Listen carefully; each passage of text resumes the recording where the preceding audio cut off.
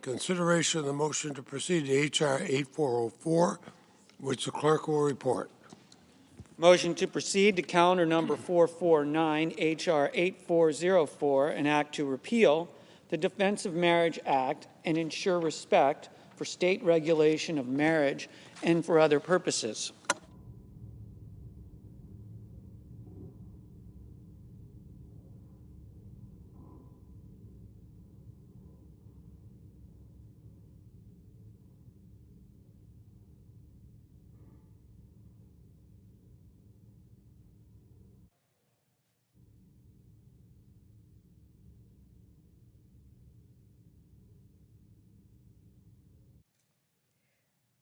Mr. President. The senator from Wisconsin. Thank you, Mr. President. I want to begin by thanking and recognizing the House Judiciary Chairman Jerry Nadler and the entire House Equality Caucus for introducing the House bill and starting up this effort. This legislation passed the House of Representatives with a strong bipartisan vote of 267 to 157, with all Democrats and 47 Republicans supporting the bill. I also want to extend my heartfelt appreciation for my Senate colleagues who have worked tirelessly to get us up to this point. I want to thank the lead sponsor of the bill, Senator Feinstein, and also thank and recognize the hard work and effort of Senator Collins, Senator Portman, Senator Sinema, and Senator Tillis for their steadfast commitment. We couldn't be where we are right now without their efforts. I also want to thank the staff of all of these offices for the long hours and hard work that went into this legislation, including my own counsel, Becca Branham, and my Chief of Staff, Ken Reedy. And lastly, I want to thank all of the advocates who have fought for marriage equality for decades. We are on the cusp of an historic vote in the Senate because of everybody's efforts. Now, I decided in thinking about what I wanted to share today that I wanted to put a face on this debate, and actually, more accurately, three faces. Let me introduce you to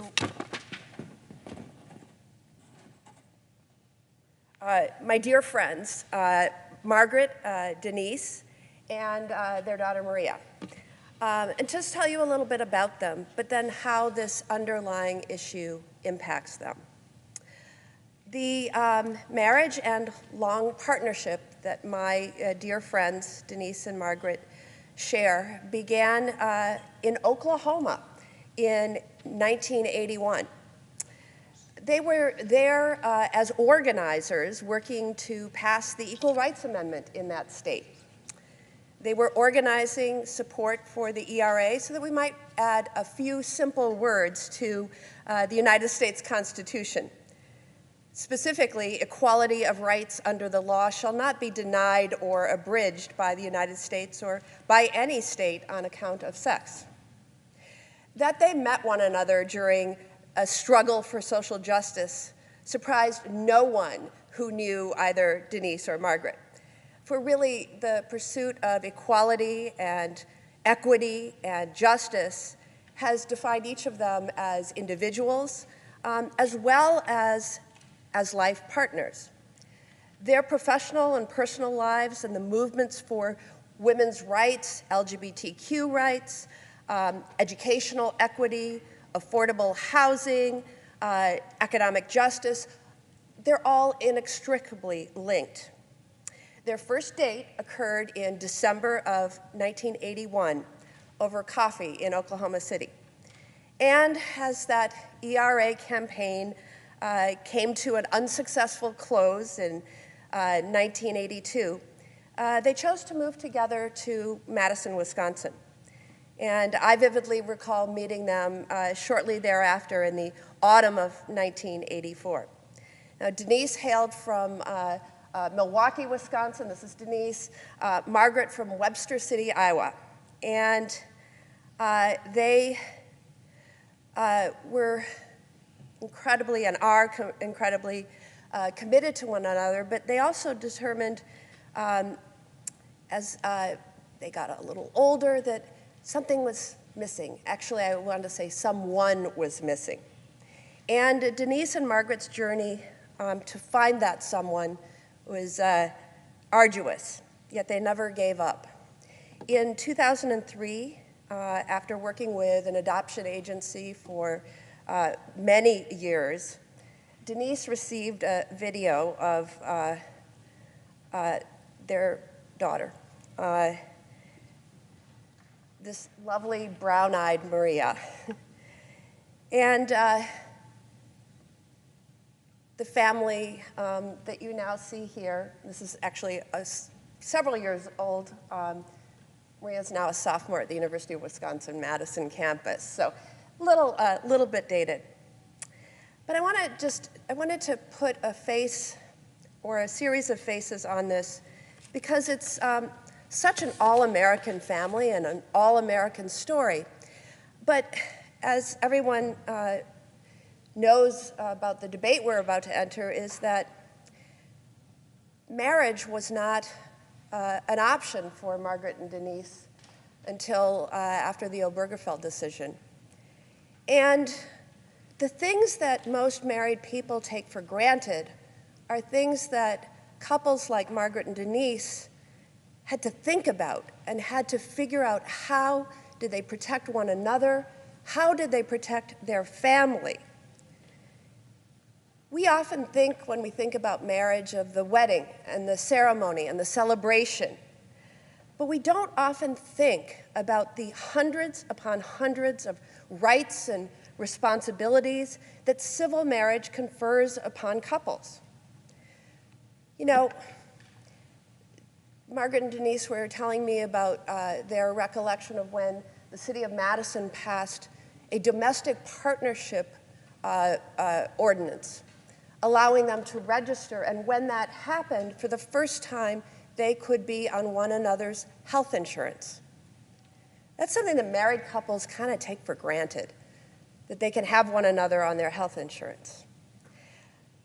They had to think a lot about what they would do in an emergent situation where one might be in the hospital. Because without marriage, you are technically legal strangers.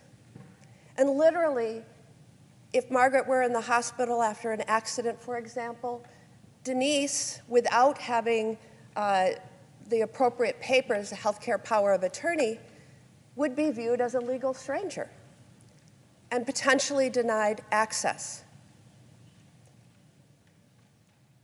Adoption is something that has made many a family in the United States. And yet, prior to marriage rights,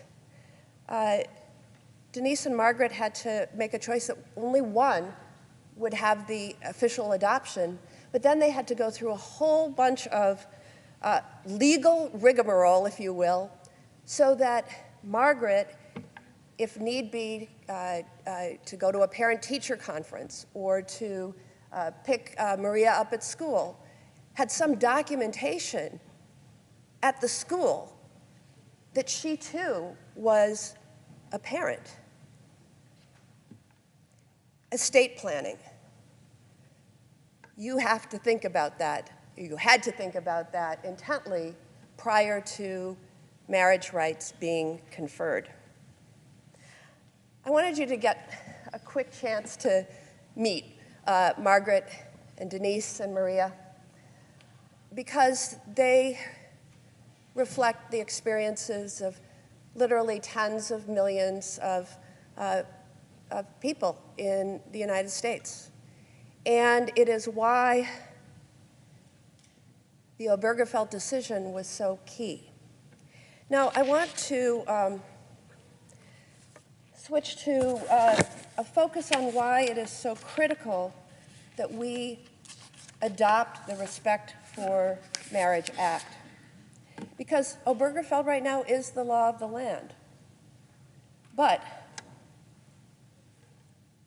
there is great concern that that legal precedent could be in jeopardy. Some of my colleagues have questioned the urgency and maybe even the necessity of passing the Respect for Marriage Act.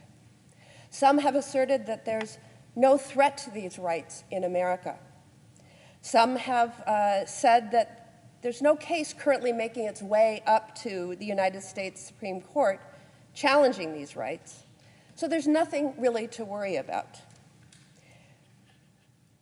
Others have suggested that proponents of the Respect for Marriage Act are raising the issue just to drive further divisions for Americans, among Americans. I believe that there is an urgency to pass the Respect for Marriage Act in order to heal such divisions and provide certainty to married, interracial, and same-sex couples that the protections, rights, and responsibilities that flow from their marriages will endure. Right now, millions of Americans, our family members, our neighbors, our congressional staff members, and certainly our constituents are scared that the rights they rely upon to protect their families could be taken away. And they are scared for good reason. Now, let's face it, regardless of your position on the issue of abortion, the highest court of the land has just overturned a precedent of nearly 50 years. There's no questioning that.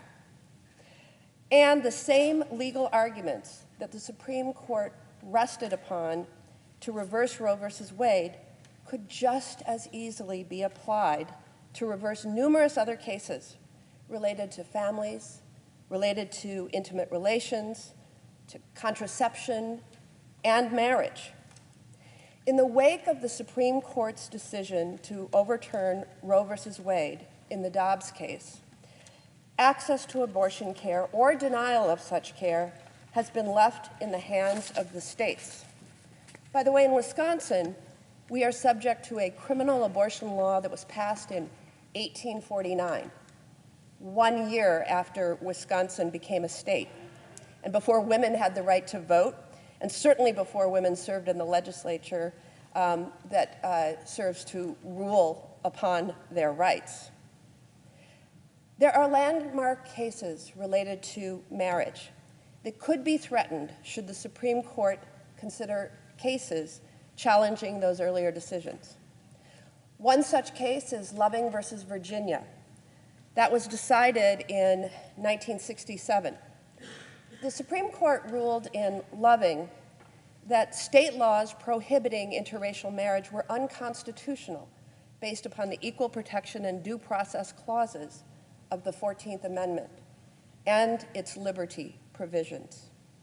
At the time of the Loving decision, 16 states had laws banning interracial marriage. And you might be surprised to learn that it took until the year 2000 for the last state to repeal the law on its books banning interracial marriage. Another landmark case relates to same-sex marriage. In Obergefell v. Hodges, the Supreme Court decided in 2015 that the equal protection and due process clauses of the 14th Amendment prohibit states from outlawing and refusing to recognize same-sex marriages. Some 35 states across the country prohibit same-sex marriage in their laws, constitutions, or both. And so the so-called Defense of Marriage Act that bars federal recognition of same-sex marriages and was ruled unconstitutional by a narrow 5-4 Supreme Court, that law is still on the books.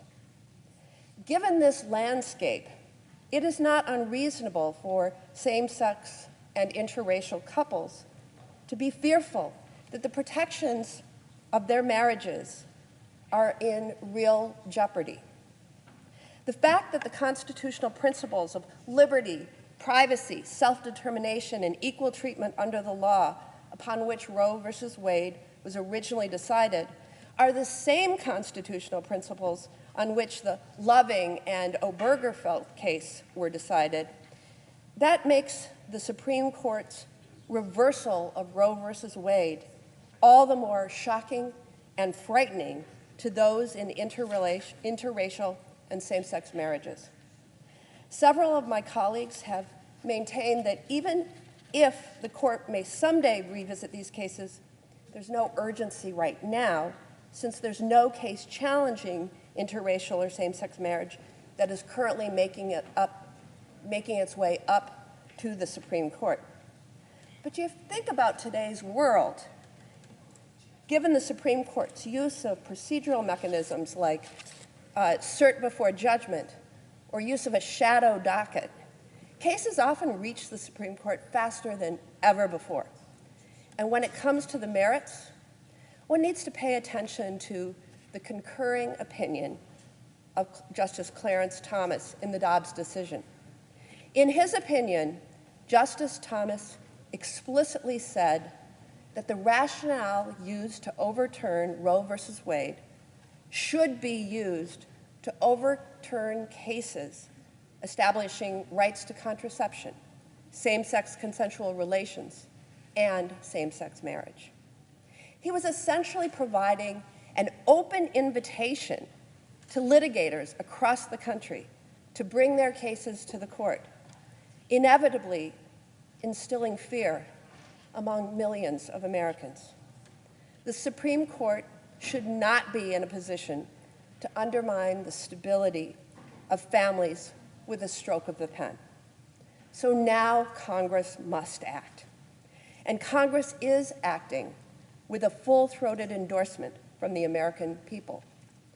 More than 70% of Americans support marriage equality, including a majority of Democrats, Republicans, and independents. This legislation unites Americans. With the Respect for Marriage Act, we can ease the fear that millions of same-sex and interracial couples have that their freedoms and their rights could be stripped away. By passing this bill, we are guaranteeing same-sex and interracial couples, regardless of where they live, that their marriage is legal and that they will continue to enjoy the rights and responsibilities that all other marriages are afforded. And this will give millions of loving couples the certainty, the dignity, and the respect that they need and that they deserve. For my dear friends, Margaret and Denise, and their daughter, Maria, passing this legislation will remove the weight of the world from their backs. While they worry just like the rest of us about the cost of living and staying healthy and saving for retirement, passing this bill will take away a worry that someday their marriage might be on the chopping block at no fault of their own. By the way, I think I failed to mention it, but I was so honored back in December of 2018 to be a co-presider at their wedding. The wedding took place 37 years after they first met and became a couple, and it happened on Maria's sweet 16th birthday. But for the millions of other Americans in same-sex and interracial marriages, this shows that the American government and people see them and respect them. With that, I encourage all of my colleagues to vote yes on the motion to proceed to the Respect for Marriage Act and to help come together to move our country forward. And with that, I yield.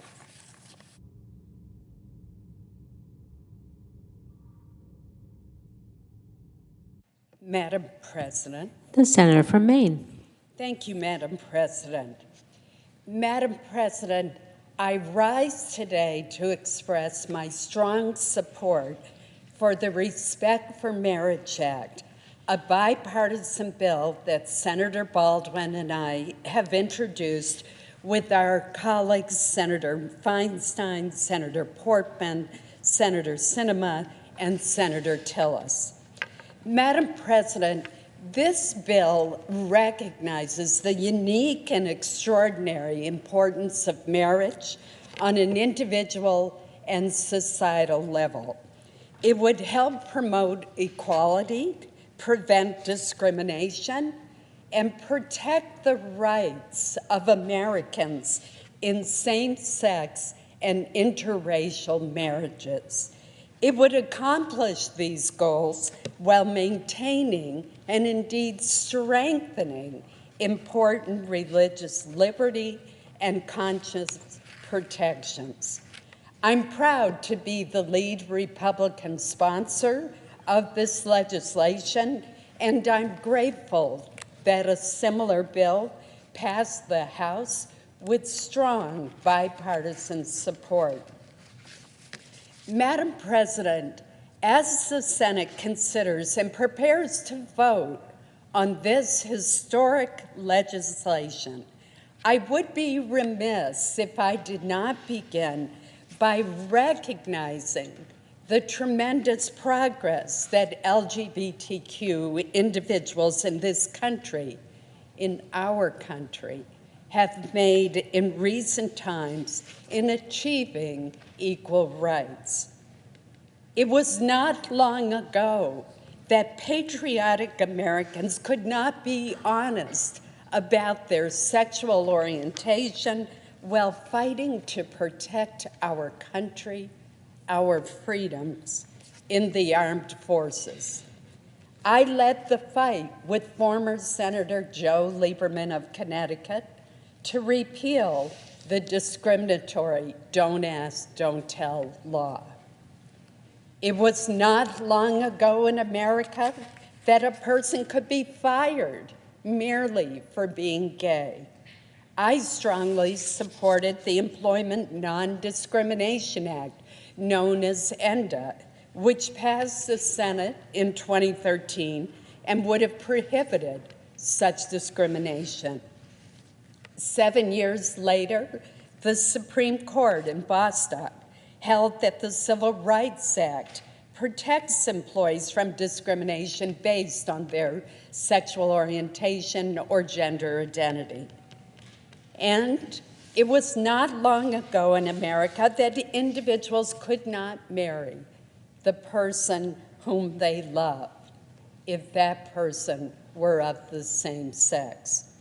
The Supreme Court's landmark decision in Obergefell found that the fundamental right to marry is guaranteed by our Constitution.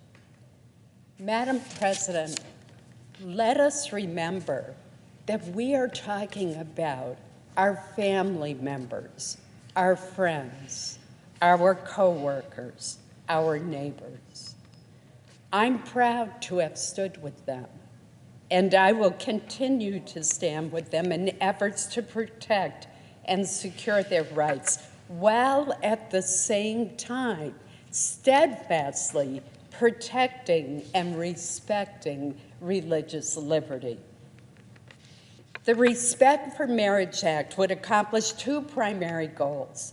First, it would guarantee that a valid marriage between two individuals in one state is given full faith and credit by other states, meaning that states must recognize a valid marriage for purposes of public acts, judicial proceedings, and rights arising from a marriage, regardless of that couple's sex, race, ethnicity, or national origin. That means that same-sex and interracial couples can rest assured that their marriages will be recognized regardless of the state in which they live. We need to remove the cloud that is now over these couples that is causing them such consternation, as my colleague from Wisconsin has mentioned. Second, it would require the federal government to recognize a marriage between two individuals if the marriage was valid in the state where it was performed. It would do so by getting rid of a law that is on the book known as the Defense of Marriage Act, which has been invalidated by the Supreme Court's ruling, and yet it remains on the books. With these changes, federal law will provide that all married couples are entitled to the rights and responsibilities of marriage.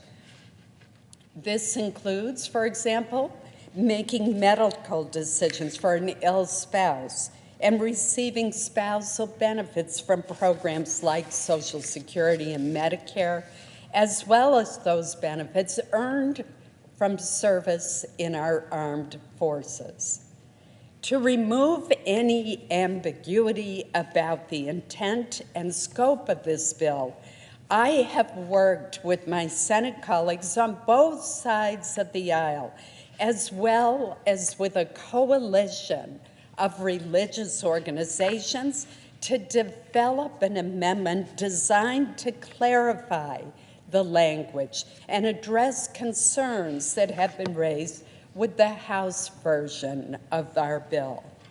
First and foremost, this legislation would not diminish or abrogate any religious liberty or conscious protections afforded to individuals and organizations under the United States Constitution and federal law, including the First Amendment and the Religious Freedom Restoration Act. Through our amendment, this fact is now stated explicitly in our bill. The amendment also makes clear that this bill only applies to valid marriages between two individuals. In other words, it does not authorize or require recognition of polygamous marriages. They are already prohibited in all 50 states. This really was a straw argument, but we've made it clear, nonetheless, in our amendment that in no way would the federal government or other states be required or authorized in any way to recognize polygamous marriages. Moreover, the amendment clarifies that the bill could not be used to deny or alter the tax-exempt status or any other status, tax treatment, grant, contract, agreement, guarantee, educational funding, loan, scholarship, license, certification, accreditation, benefit, right, claim, or defense not arising from a marriage for any otherwise eligible person or entity. In other words, no church, no synagogue, no mosque, no temple, no religious educational institution would have to worry that somehow their tax-exempt status would be in jeopardy if they do not perform same-sex marriages that are contrary to their religious beliefs. So let me repeat that because this has been coming up time and again. For the first time, and consistent with the First Amendment and the laws of many states, this legislation would make clear in federal law that nonprofit religious organizations and religious educational institutions cannot be compelled to participate in or support the solemnization or celebration of marriages that are contrary to their religious beliefs.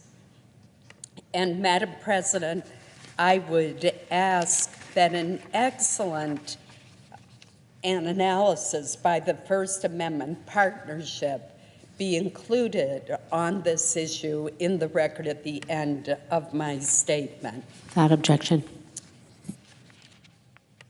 Madam President, some have said that this bill is unnecessary because there is little risk that the right to have a same-sex or interracial marriage recognized by the government will be overturned by the Supreme Court.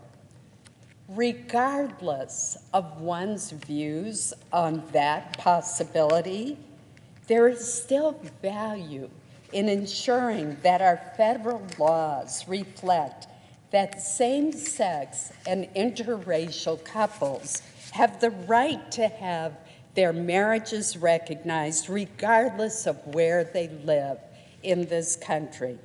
I strongly believe that passing this bill is the right thing to do. And the American people agree. Indeed, more than 70% of Americans support marriage equality, including a majority of Democrats, Republicans, and independents. As I wrote in the Washington Post op-ed with my colleague, Senator Baldwin, millions of American families have come to rely on the promise of marriage equality and the freedoms, rights, and responsibilities that come with making the commitment of marrying the one you love. Individuals in same-sex and interracial marriages need and should have the confidence that their marriages are legal. Simultaneously, we must also recognize that people of good conscience may disagree on issues related to marriage. For many Americans, marriage is more than just a legal union. It is a religious institution grounded in their faith. As Justice Kennedy, writing for the majority of the Supreme Court, explained in the Obergefell decision, marriage, in their view, is by its nature a gender-differentiated union of man and woman. This view long has been held and continues to be held in good faith by reasonable and sincere people here and throughout the world. He went on to explain that neither they nor their beliefs are disparaged here. The same principle applies to our legislation, and that is explicitly acknowledged in the amended bill. Thus, it is important to me that our bill would not affect or diminish in any way religious liberty and conscience protections. Any interpretation of this legislation that would limit the applicability of these protections for individuals or entities because they have religious objections to same-sex marriages would be contrary to the plain language of our bill. And Madam President, I would ask unanimous consent that a series of letters from religious organizations that endorse the religious liberty provisions of our bill be entered into the record at the conclusion of my statement. Without objection. They include letters from Elder Jack Gerard from the Church of Jesus Christ of Latter-day Saints, from Melissa Reed from the Seventh-day Adventist Church, from Nathan Diamond from the Union of Orthodox Jewish Congregations, from a host of other organizations, the Council of Christian Colleges and Universities, the AND Campaign, the Institutional Religious Freedom Alliance, the Center for Public Justice, and Tim Schultz of the First Amendment Partnership. We worked very closely with all of them. In closing, Madam President, let me once again salute the leaderships of Senator Baldwin, as well as Senator Portman, Senator Tillis, and Senator Sinema for their tireless efforts on this important legislation. Let's do the right thing. Let's vote to proceed to this important bill and let us pass it. I urge all of my Senate colleagues to join me in supporting the Respect for Marriage Act. Thank you, Madam President.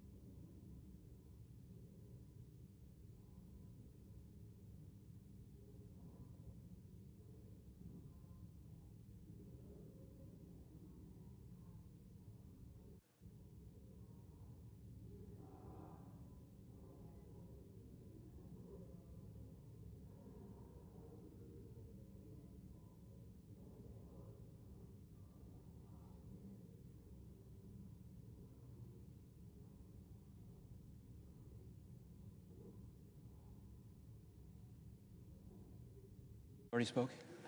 Okay.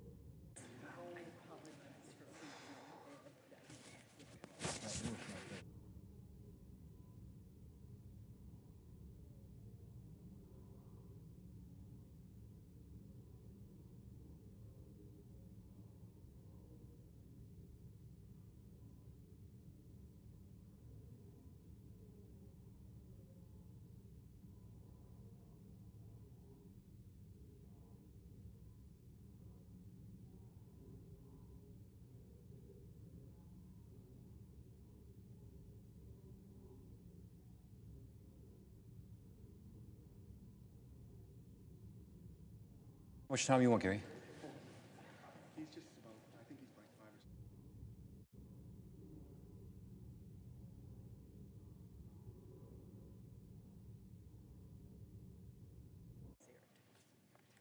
Madam President. Senator from Ohio. I've come to the floor today to talk about legislation that's going to come before this chamber this afternoon called the Respect for Marriage Act. I hope the Senate will consider this legislation and pass it. I think it's good for our country. Marriage is really important in our society. It's a sacred bond that two people make to each other. It represents a lifetime of commitment and love and care in times good and bad. It's also the foundational unit upon which our entire society is built. I've witnessed this firsthand over the past 36 years with my wife Jane and our amazing family. I was fortunate to have an upbringing with parents who were together for 5 decades. The recognition and protection of this bond makes the couple, the family, and our country stronger. That's why there's a constitutional right to marry. Same-sex marriage has also had a constitutional right since 2015. Today, there are about 1 million same-sex households.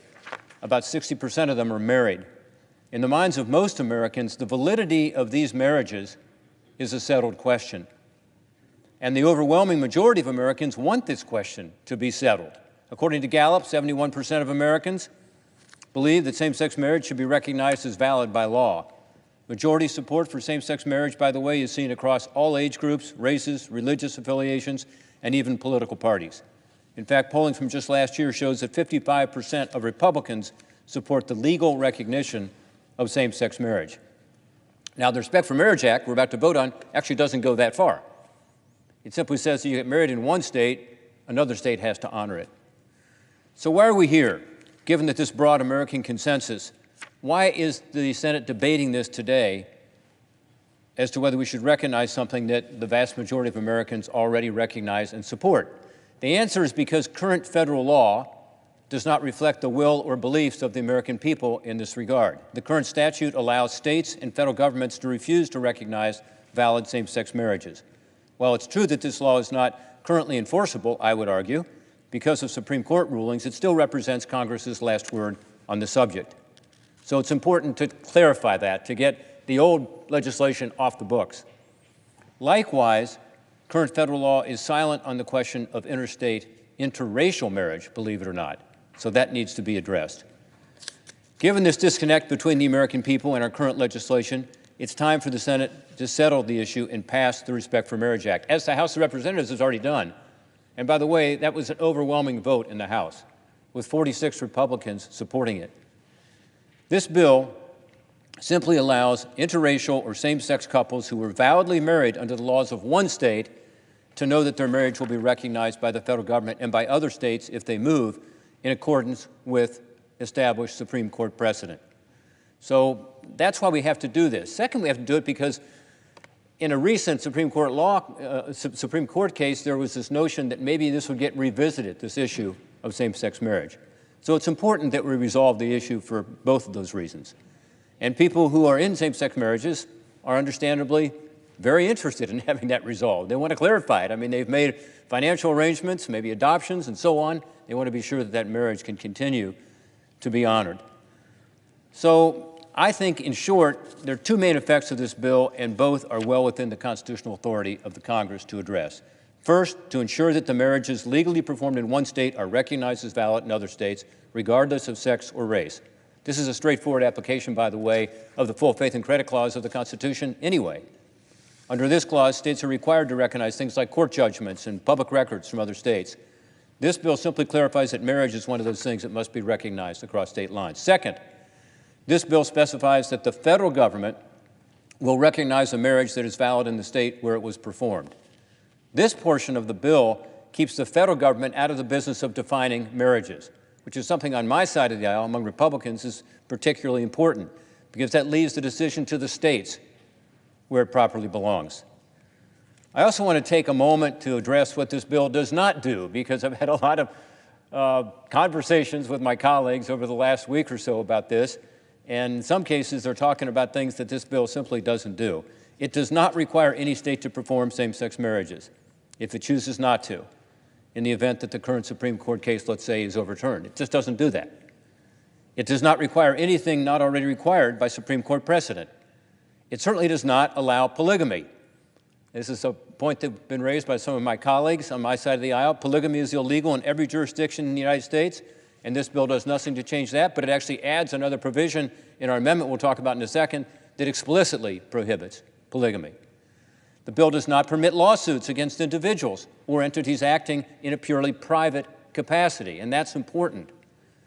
As you can see, the bill is really very narrow. It's constitutional, and it does not infringe on state sovereignty. It's a bill that simply ensures, as a matter of statutory law, that interracial and same-sex marriages that were legal in the state in which they were performed will be recognized if the couple moves to a different state. I also want to address several points of criticism against the bill and the significant efforts that we have made to address those through a substitute amendment, which was written by all of us who have been involved in this process, but also a number of outside groups. This amendment contains robust religious liberty protections. The amendment was developed collaboratively, again, between us. I see Tammy Baldwin's here on the floor, Susan Collins, Tom Tillis, also Kirsten Sinema.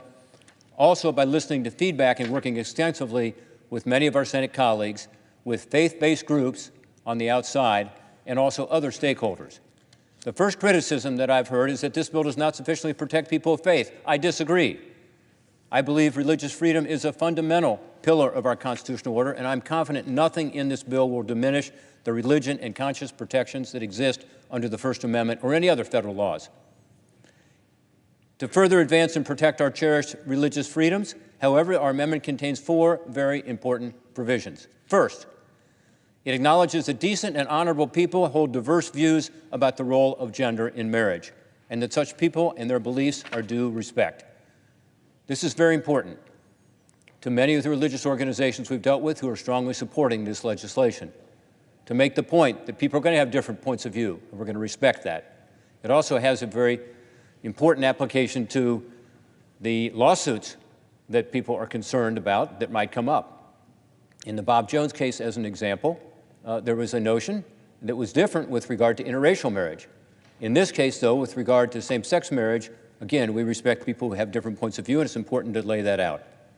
Secondly, it explicitly protects all existing religious liberty and conscience protections under the First Amendment, any other constitutional provisions, and federal law, explicitly. I would argue it already did that, but I think it's important to make it explicit. Third, it guarantees that this bill cannot be used to target or deny benefits, including tax-exempt status, which is very important to a lot of religious organizations. Also, grants, contracts, educational funding, licenses, many others. So religious organizations helped us to put this language in place just to ensure that this bill cannot be used for that purpose.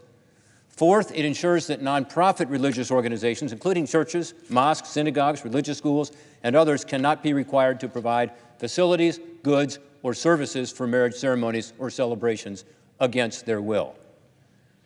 These religious liberty provisions are very significant. Several constitutional scholars, by the way, and advocates for religious liberty, led by Professor Douglas Laycock of the University of Virginia Law School, have carefully analyzed this bill, and they sent us a letter concluding that overall this legislation is, and I quote, an advance for religious liberty, end quote. Now, these are advocates. Professor Laycock himself has taken cases to the Supreme Court representing religious schools, and he is saying that this bill on net, this bill actually increases religious liberty.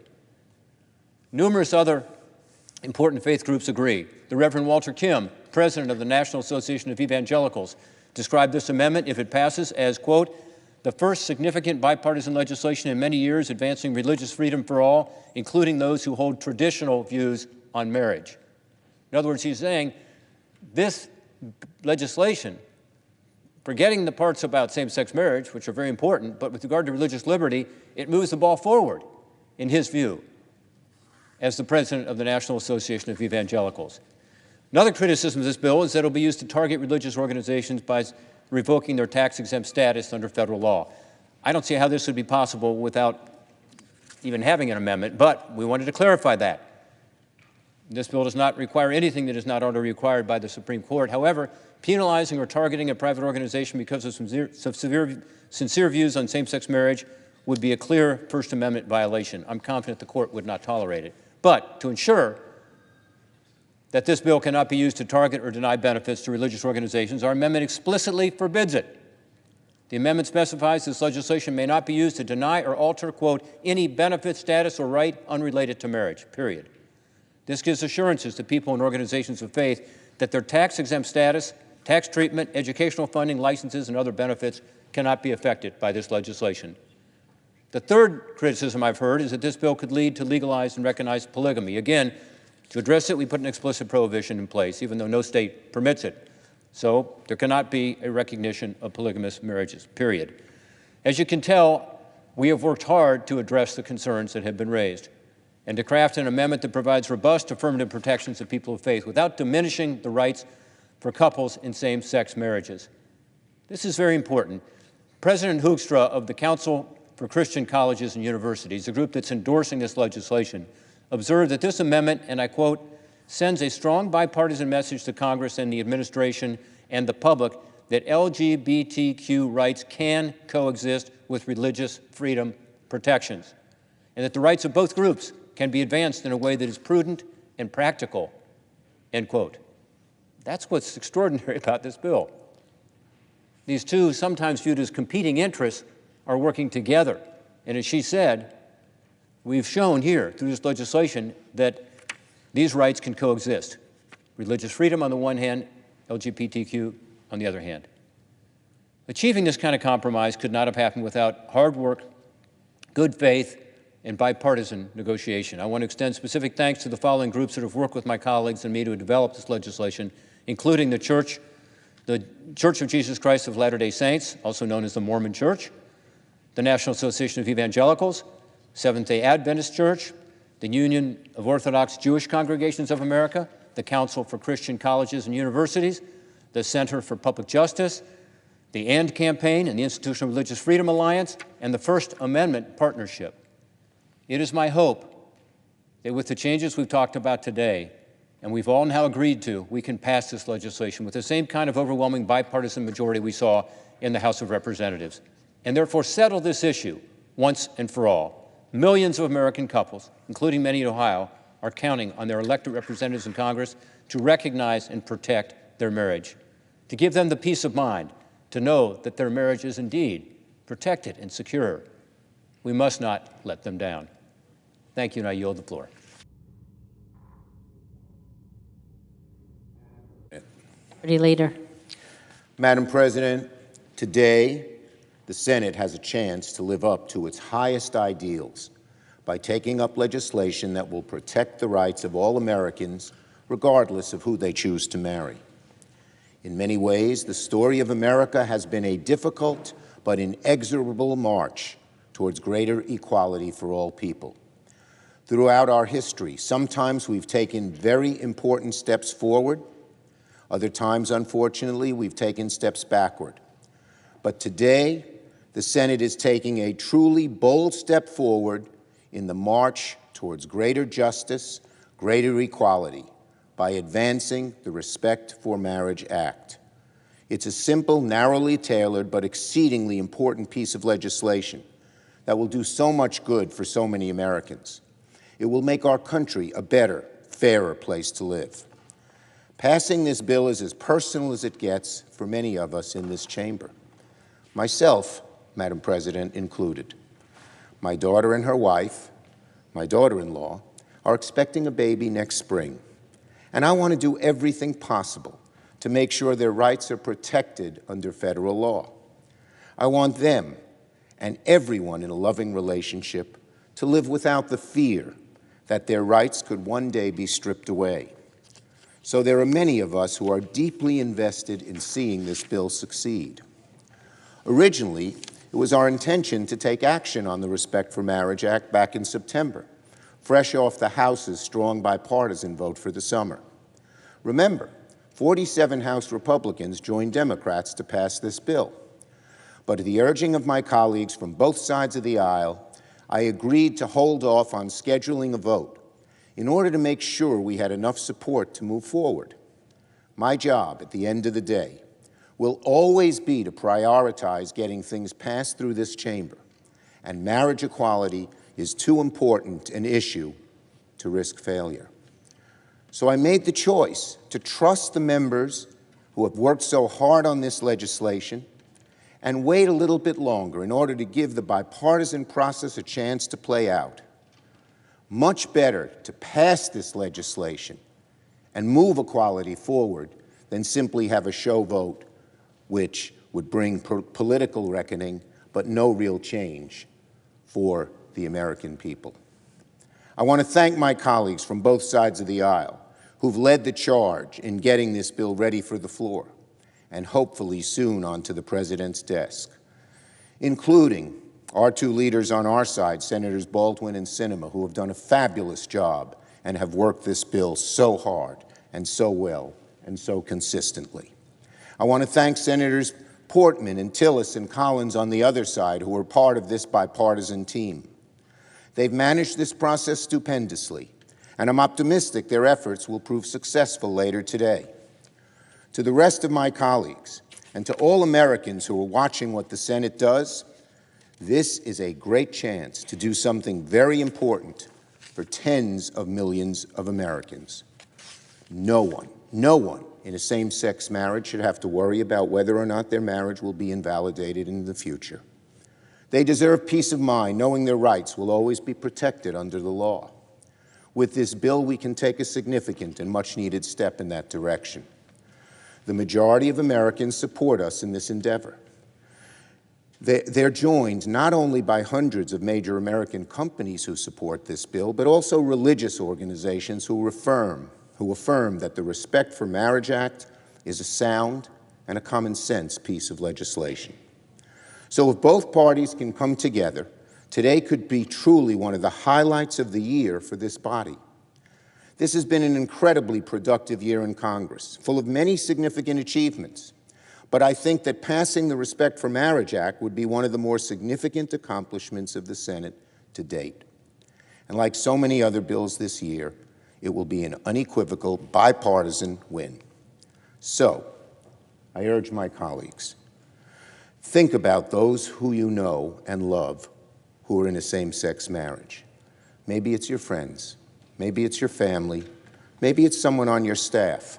I hope, with them in your heart, you will support this bill. There's every reason under the sun to move forward and begin debating this important legislation for the sake of ensuring equal justice under law, for the sake of millions of married couples who want to live their lives without discrimination, and for the sake of every person out there, young and old alike, who wonder if they too deserve to be treated with fairness and dignity and basic decency. I strongly urge my colleagues to vote yes on moving forward with the Respect for Marriage Act later today. I yield the floor. Madam President. The Senator from North Carolina. Thank you, Madam President. I, along with my colleagues who've spoken before me, am proud to be able to work on a very sensitive issue in a very collaborative and bipartisan fashion. We did it in a way that was always respectful of the fact that many Americans come from different walks of life and many diverse beliefs and viewpoints. We know that nearly 1 million Americans are already committed to same-sex marriages who simply want long-term certainty. Not only 1 million who are already committed to a same-sex marriage, but the millions of people who attended the ceremonies, their friends, and their family.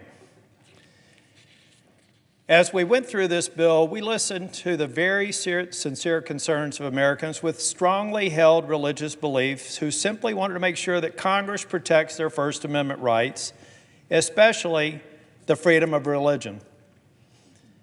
By casting politics aside and working hard behind the scenes over the past several months, we managed to strike a balance with this legislation. There will be permanent certainty for same-sex couples, and they can rest easy knowing their families are secure. And there will be robust protections for churches, religious organizations, protections that are more robust and expansive that currently exist in federal law. I want to talk a little bit about the compromise we reached and what it will mean for our constituents who voiced their concerns over the past few months. This bill protects religious liberty and conscience protections available under the Constitution and federal law, including the Religious Freedom Restoration Act, commonly referred to as RFRA. This bill cannot be used to diminish or repeal any such protection. The bill also makes clear that no religious organization will be required to provide any services for the celebration of same-sex marriage. Simply put, that means that no church or religious organization will be required to perform, recognize, or celebrate same-sex marriages. We also took steps to protect the tax-exempt status of religious nonprofit organizations. We didn't leave anything ambiguous. We included language that guarantees the bill cannot be used to deny or alter any benefit, right, or status of any otherwise eligible person or entity. This includes tax-exempt status, tax treatment, grants, education funding, loans, scholarships, licenses, and certifications. Put together, the Respect for Marriage Act essentially preserves the status quo we've had in our country for the last 7 years since the Supreme Court ruling. Same-sex couples will continue to have the right to get married, now without the fear of government intervention. And churches and religious organizations will continue to operate and worship free from government interference. This is a good compromise.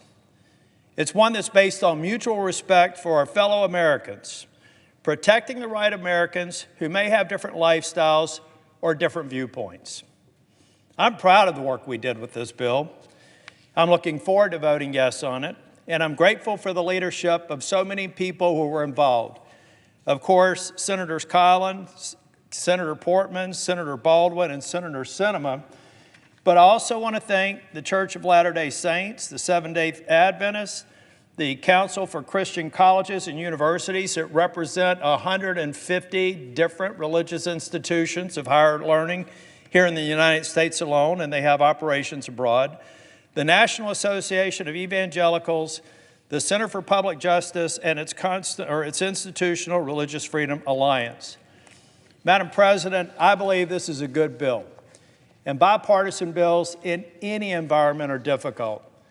And I think it's why it was so important that we came together, had the courage to work together, recognize the viewpoints at either end of the spectrum, and come up with a carefully crafted compromise that I believe is good for all Americans. And I look forward to everybody voting in favor of it. We will have some opposition, but at the end of the day, I think we'll prevail, and that's a message to so many people out there who want this done. Madam President, thank you, and I yield the floor.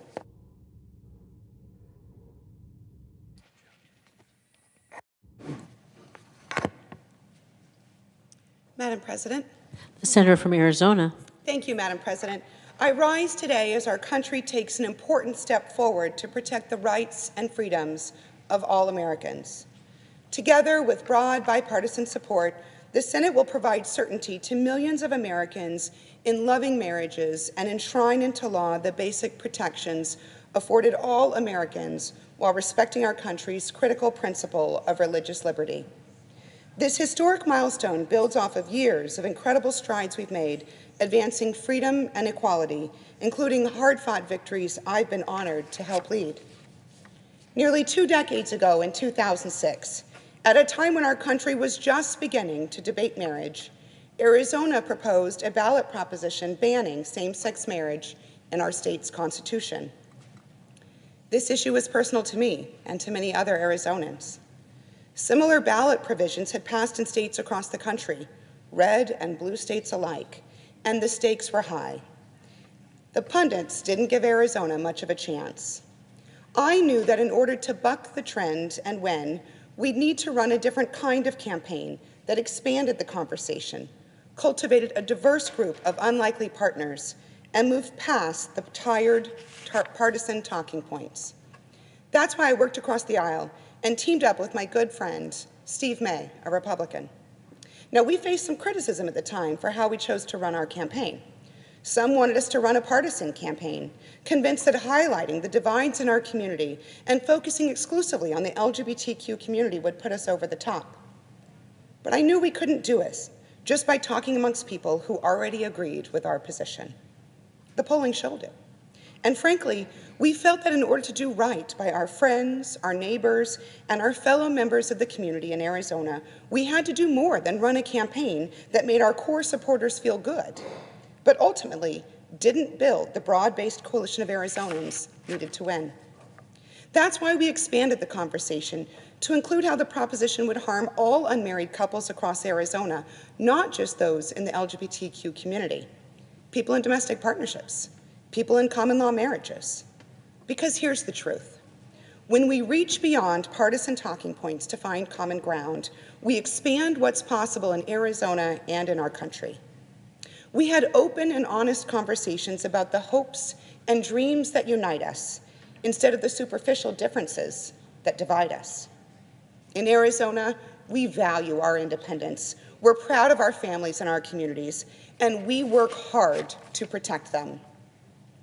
We have our differences, but we share a strong sense of service, hard work, and self-determination. We believe that everyone has the right to define his or her own destiny, and that no one should be treated differently under the law. By focusing on these shared values, we found success. We defeated that ballot proposition, the first state in the country to do so, and I learned lessons that have shaped my work for Arizonans ever since. Since 2006, we've seen long-term progress that makes today's important debate in the United States Senate possible. This work is ongoing, but the work can't and shouldn't be attributed to any one politician, any political party, or any piece of legislation. This work happens because people choose to be their most authentic selves and live their lives freely. Being gay is normal. Being yourself is normal. Showing up to life every day, happy to be who you are, is normal. And being authentic with your friends, your family, your colleagues, and your community, that's also normal. That normalcy is what helps us listen to each other, understand each other, and grow in our community together. It's what changes hearts and minds in Arizona and around the country, and it's what little by little, piece by piece, delivers sustainable progress. Whether at home in Arizona or here in the United States Senate, in order to deliver real results to the Americans we serve, we need to work together. Working together means listening with open hearts, bridging divides, shutting out the noise, and focusing on our shared goals. I've seen time and time again how this approach helps us overcome tough challenges. A little over 6 months ago, it was thanks to that same approach that I stood here on the Senate floor and delivered remarks on the passage of our Bipartisan Safer Communities Act, a historic law we negotiated and passed with broad bipartisan support that makes our schools and communities safer and saves lives. And before that, this same approach helped us pass our landmark legislation, Infrastructure Investment and Jobs Act, into law, strengthening America through upgrades and repairs, creating good-paying jobs, and expanding economic opportunities across the country. Beyond these historic accomplishments, our approach of focusing on common goals and shared ideals has helped us pass a number of other lasting solutions, including long-awaited and necessary postal reform, support for Ukraine in its fight against Putin, and most recently, the passage into law of our Bipartisan Chips and Science Act, legislation that boosts America's global leadership, spurring job creation, and addressing our supply chain challenges. As we can all see, this approach has proved successful, and right now, we need this approach more than ever. This summer, Arizonans and Americans across the country were confused, and some were scared, following the Supreme Court's decision to overturn Roe v. Wade. Women felt their health and well-being was endangered, and our own abilities to make critical decisions about our futures were suddenly thrown into question. This fear trickled into other communities, including the LGBTQ community, as leaders with extreme ideologies mused about what other challenges could come next. But sadly, in response, we saw elected officials on both sides of the aisle exploit this fear and use it to fuel clicks, book cable news appearances, and drum up outrage to further their own partisan political agendas. Outrage can help propel political stars, but it doesn't solve problems. It doesn't make life better for everyday people. But amidst the noise, a few hardworking senators from across our country and across the political spectrum understood there was a need to provide certainty to the American people, and we came to the table to get something done. Senator Tammy Baldwin, our groundbreaking leader on this issue, partnered with my old friends, Senator Collins, Rob Portman, Tom Tillis, and myself, all of us no strangers to bipartisan success in a divided Senate. Together, we senators all focused on the same goal, to help ensure married same-sex couples across the country are afforded the same protections as all other married American couples. Along the way, we overcame obstacles, we made certain our language respected religious liberty, and we were careful to ensure that in shoring up some rights, we did not infringe upon others. We made our case to colleagues on both sides of the aisle. We listened to those who disagreed with us. We didn't pick fights, we didn't call names, we just kept moving forward. And I'm proud to say that by refusing to demonize each other and by focusing on our shared goals, we will deliver real, lasting results for the LGBTQ community. We will make our country stronger and safer for American families in a way that honors and respects our diverse viewpoints on marriage, on family, and society. I thank the many faith communities who helped us expand this policy conversation and ensure that our amendment would include robust and common sense religious liberty protections. In particular, I thank the Church of Jesus Christ of Latter-day Saints, who provided thoughtful suggestions and contributions. They summarized our holistic outcome when they wrote in their statement, quote, "We believe this approach is the way forward. As we work together to preserve the principles and practices of religious freedom together with the rights of LGBTQ individuals, much can be accomplished to heal relationships and foster greater understanding." End quote. Not every American agrees on marriage or lots of other issues, and that's okay. Honest disagreements don't make us any less decent or honorable, especially if we see that disagreement as an opportunity to learn and grow. If more of us dedicate ourselves to better understanding one another and our lived experiences, if we strive to see an issue from another person's point of view, and if we all work to practice a bit more patience and grace, I know we can continue finding paths forward together. It may not seem like it in today's partisan world, but there has always been more that unites us as Americans than divides us. The bipartisan support we've garnered in the Senate today proves this issue isn't a matter of one party being right or the other party being wrong. This issue is bigger than angry tweets and bombastic fundraising emails. This is about ensuring American families who share the ideals of all marriages, love, devotion, and sacrifice, can continue to count on the basic rights and responsibilities that come with their marriages. It's about protecting the beliefs that unite us as Americans. The right to define our own destinies, the understanding that no one should be different in the eyes of the law, the freedom to reach for every opportunity and fulfill our greatest potential. The truth is, if we allow our basic values of honor and dignity to become just another political football, we all lose. As I learned back in 2006 in Arizona, we have to work together. We have to find willing partners in both parties, and we must bridge our divides before they rip us apart for good. Our work is not done. As a body, we must resolve to do the right thing, to continue this mission, and keep working together to deliver lasting results. Our country deserves it. The American people deserve it.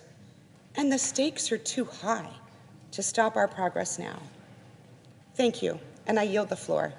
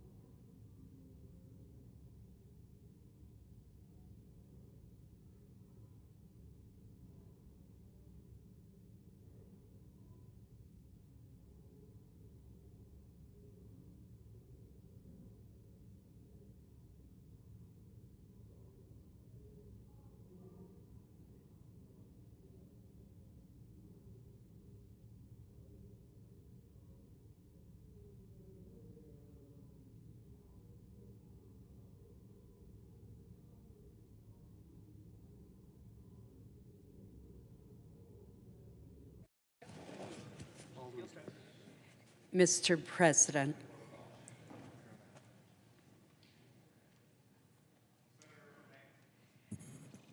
I suggest the absence of a quorum. Clerk will call the roll. Ms. Baldwin.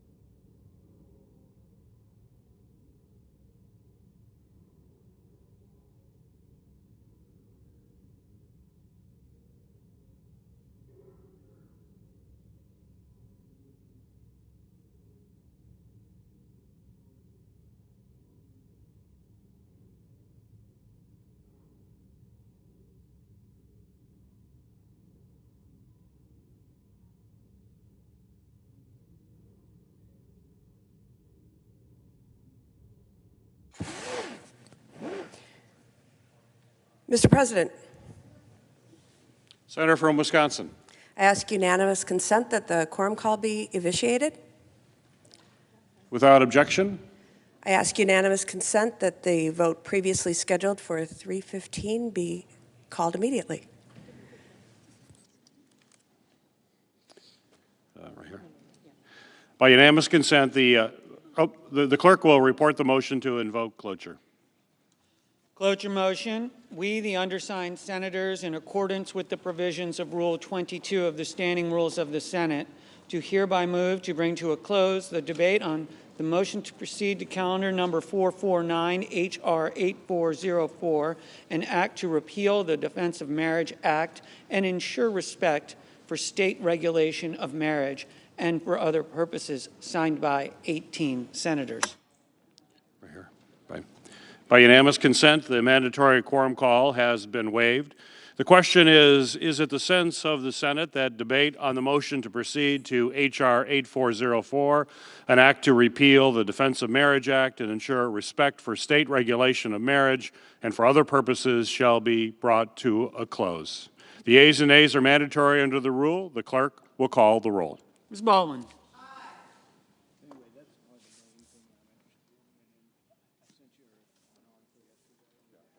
Mr. Barrasso.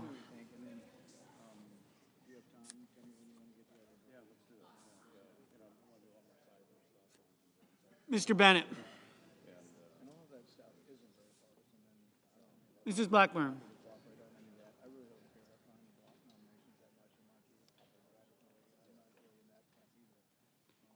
Mr. Blumenthal.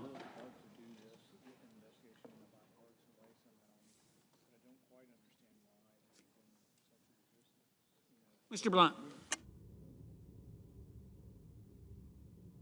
Mr. Booker.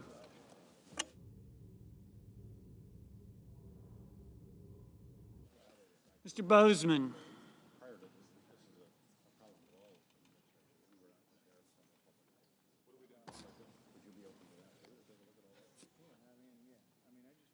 Mr. Braun. Mr. Brown.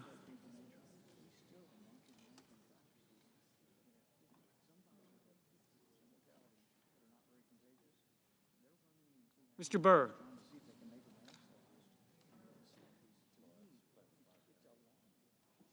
Ms. Cantwell.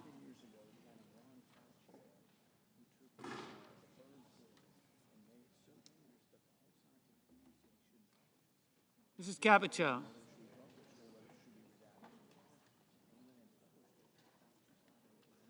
Mr. Cardin.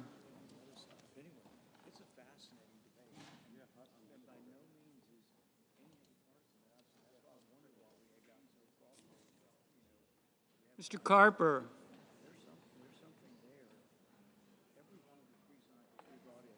Mr. Casey.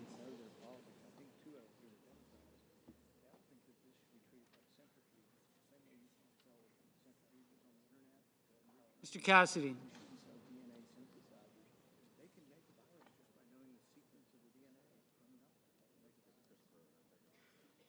Ms. Collins.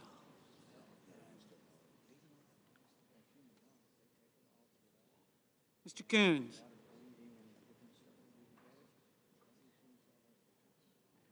Mr. Cornyn.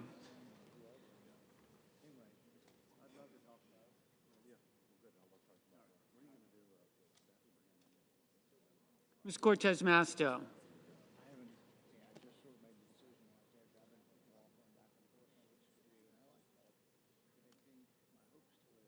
Mr. Cotton.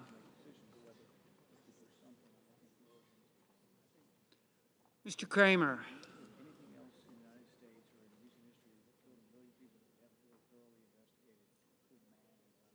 Mr. Crapo.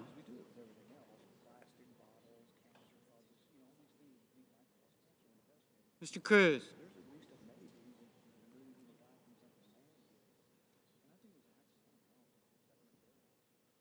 Mr. Daines.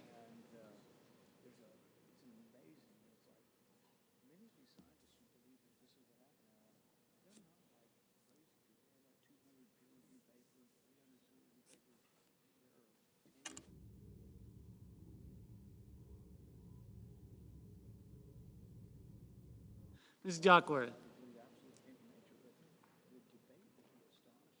Mr. Durbin. Ms. Ernst. Mrs. Feinstein. Mrs. Fisher. Mrs. Gillibrand. Mr. Graham. Mr. Grassley. Mr. Haggerty.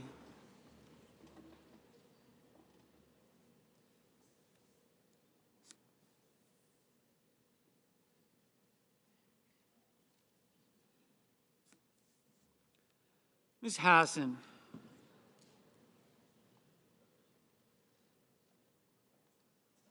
Mr. Hawley.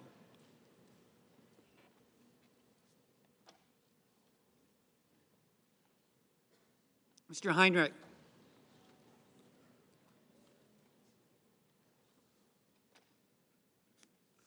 Mr. Hickenlooper. Ms. Arono. Mr. Hoven.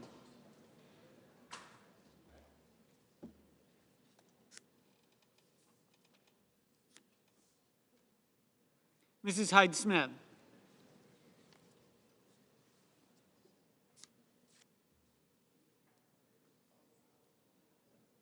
Mr. Inhofe.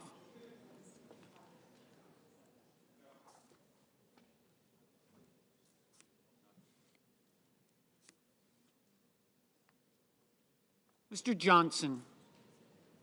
Mr. Kane. Mr. Kelly. Mr. Kennedy. Ms. Klobuchar. Mr. Langford. Mr. Leahy.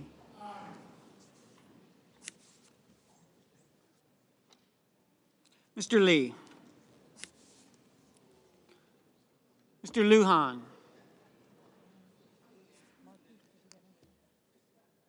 Ms. Lummis. Mr. Manchin. Mr. Markey. Mr. Marshall.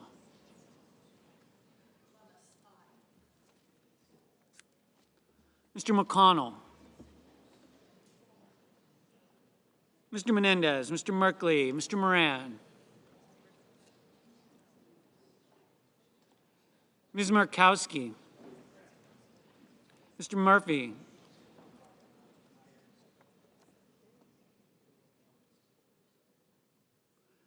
Mrs. Murray.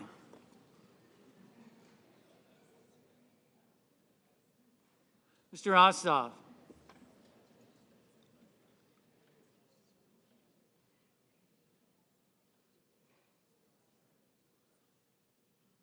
Mr. Padilla, Mr. Paul, Mr. Peters. Aye.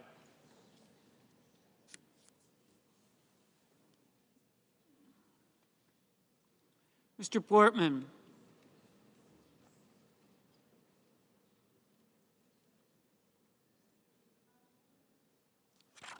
I got it. Mr. Reed. Mr. Resch.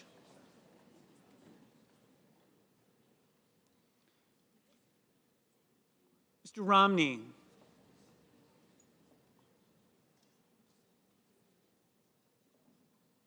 Ms. Rosen. Mr. Rounds.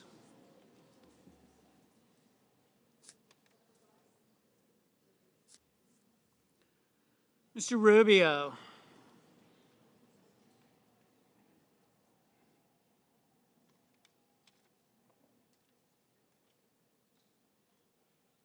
Mr. Sanders, Mr. Sass, Mr. Schatz, Mr. Schumer,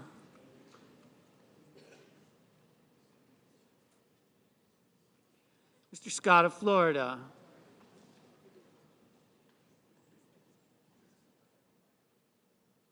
Mr. Scott of South Carolina, Mrs. Shaheen, Mr. Shelby, Ms. Sinema, Ms. Smith,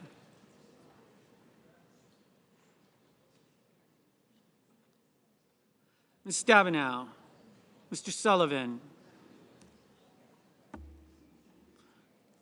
Mr. Tester,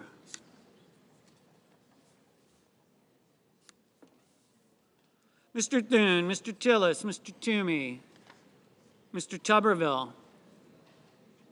Mr. Van Hollen, Mr. Warner, Mr. Warnock, Ms. Warren, Mr. Whitehouse, Mr. Wicker, Mr. Wyden, Mr. Young.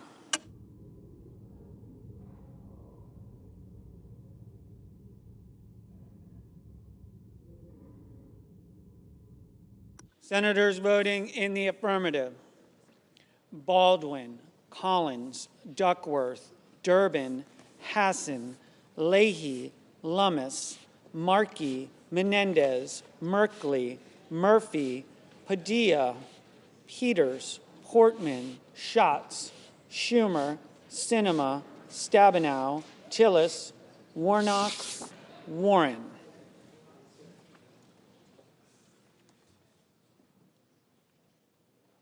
Senators voting in the negative: Braun, Cotton, Crapo, Grassley, Moran, Hall, Rounds, Thune.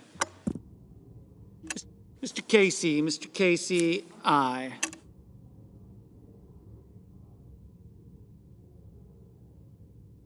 Mr. Lee, no. Mrs. Fisher, no. Mr. Manchin, aye.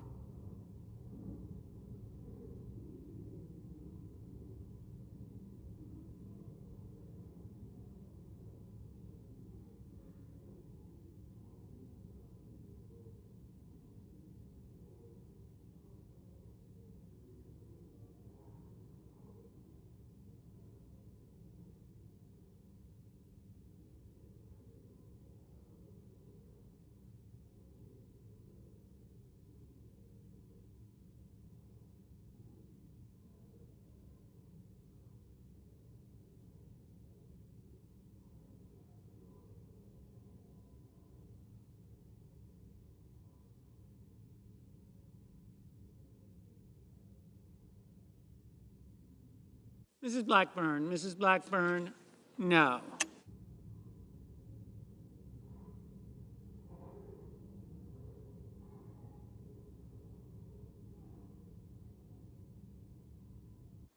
Mr. Scott of South Carolina, no.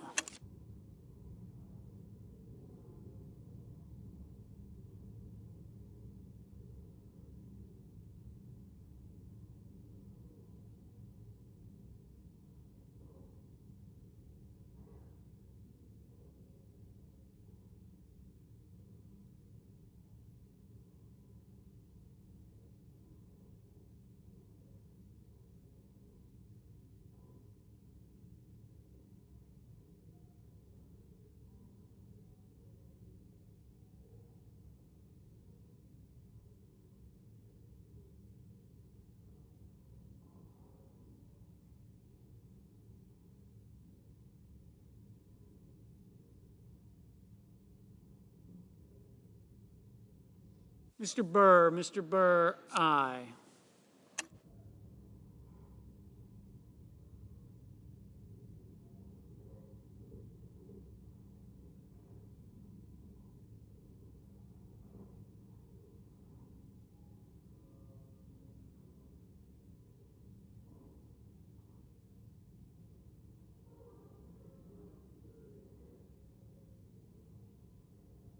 Mr. Graham, no. Mr. Johnson, no. Mr. Warner, aye. Mr. Cruz, no.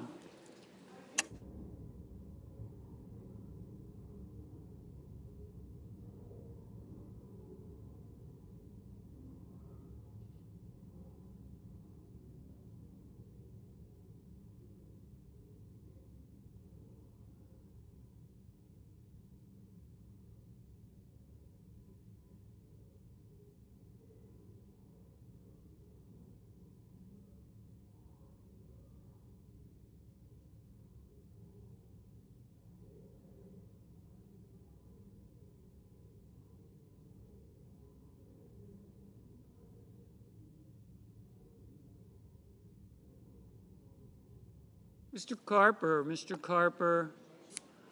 aye. Mrs. Capito, aye.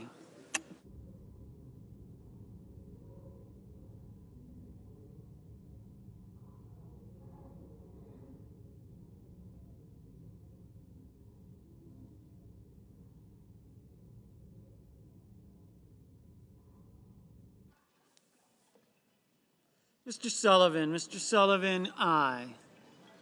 Ms. Klobuchar, aye.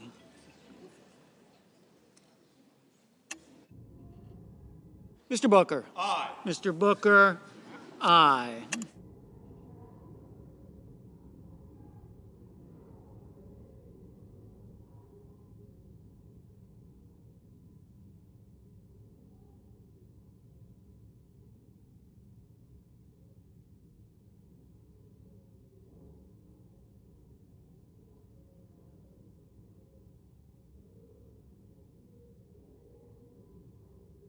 Mr. Tester, aye. Mr. Romney,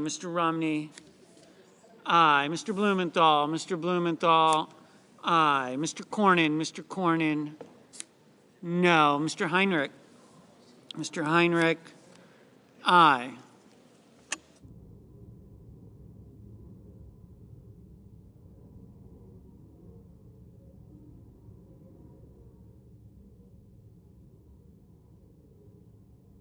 Mr. Barrasso, no.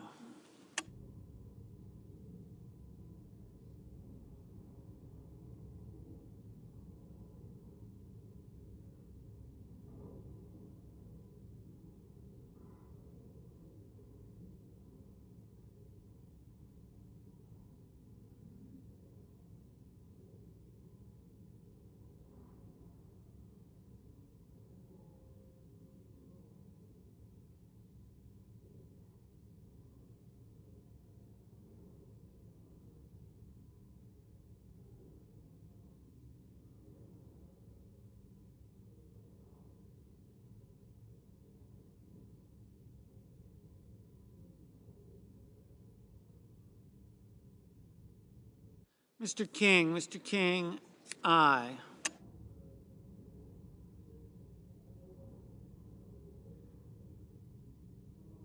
Mr. Blunt, aye.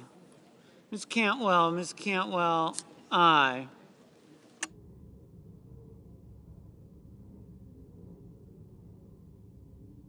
Mr. Hoven, no.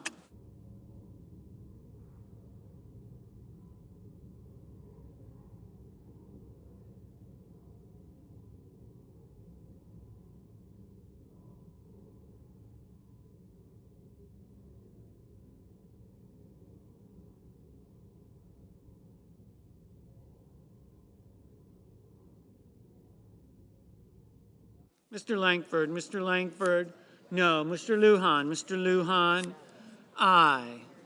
Mrs. Murray, aye. Mr. Shelby, no. Mrs. Shaheen, aye.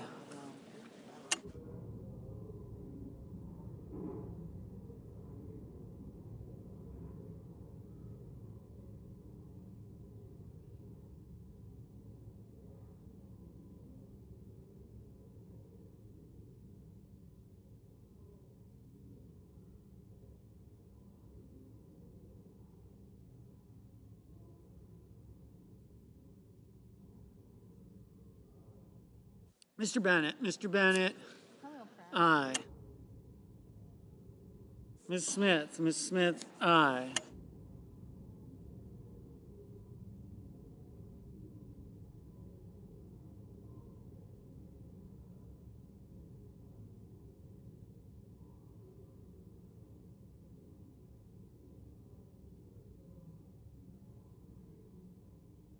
Mr. Coons, aye.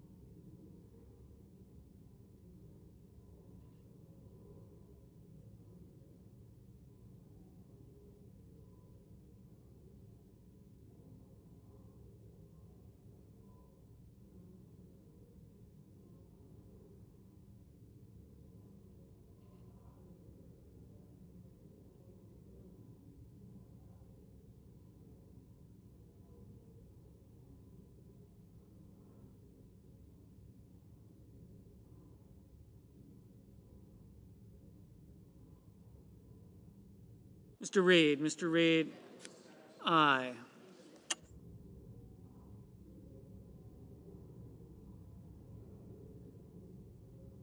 Mr. Ossoff, aye.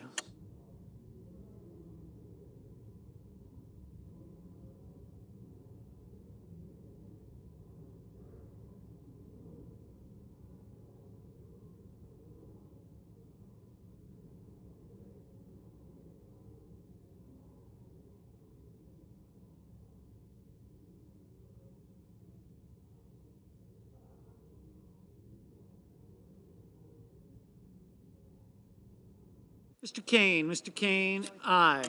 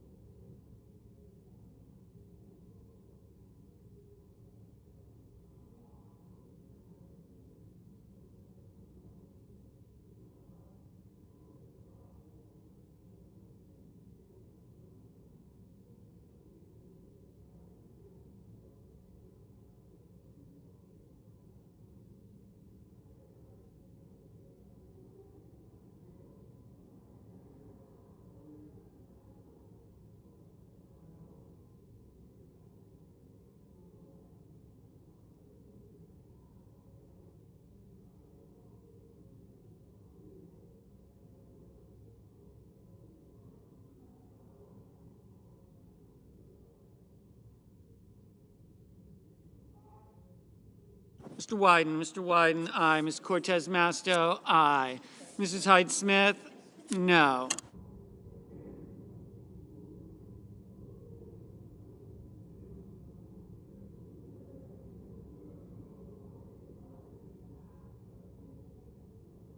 Mr. Rubio, no.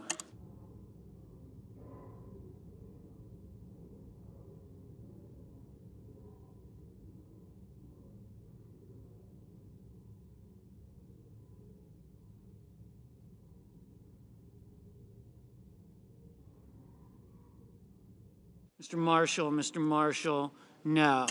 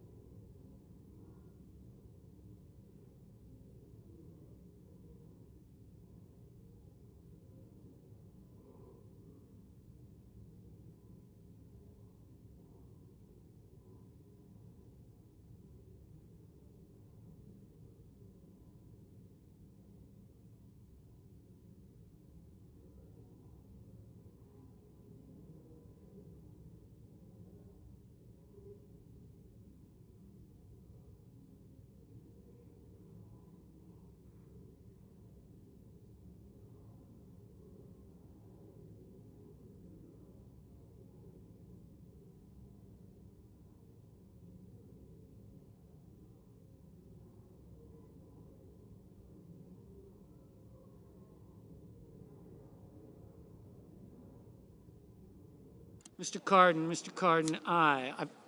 I felt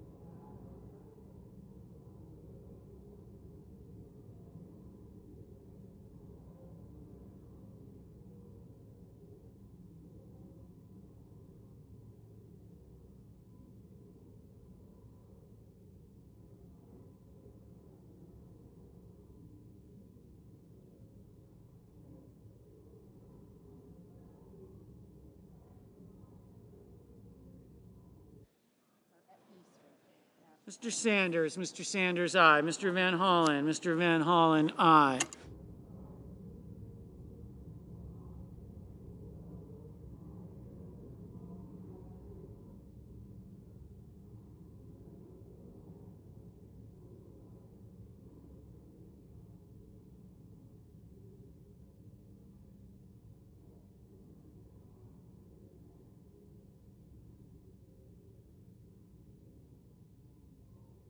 Ms. Rosen, aye.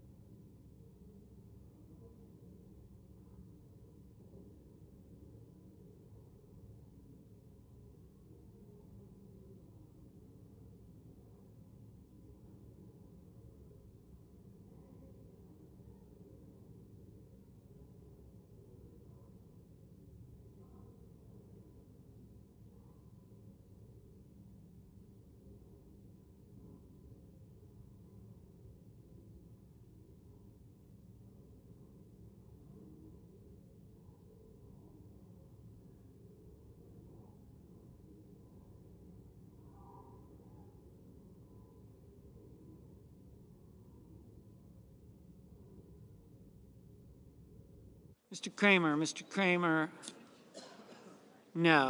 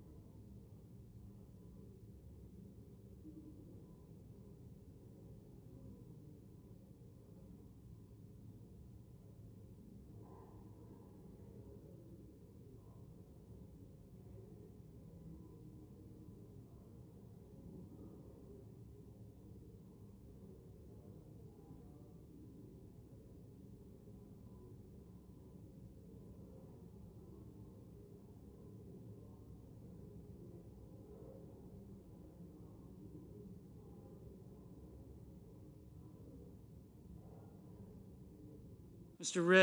Risch, no.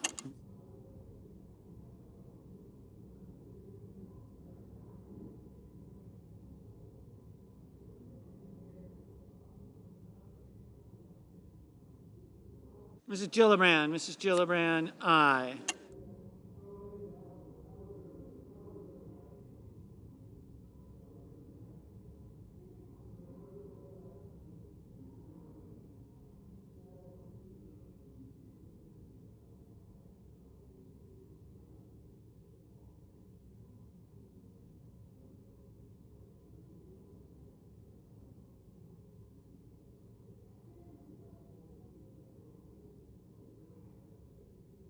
Mr. Bozeman, no.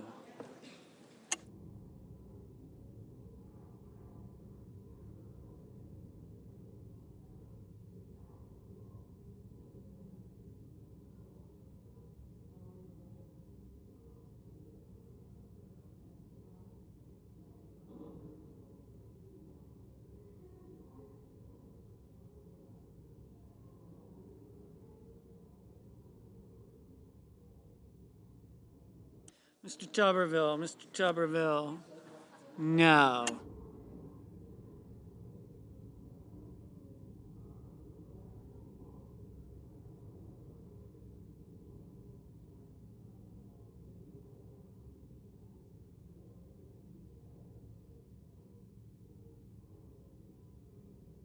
Miss Ernst, aye.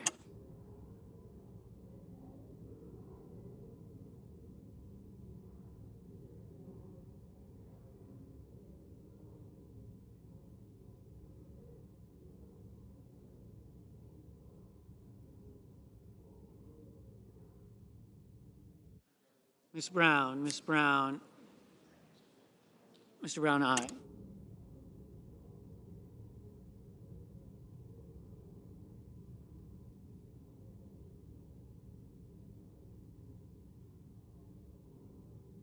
Mr. Kelly, aye.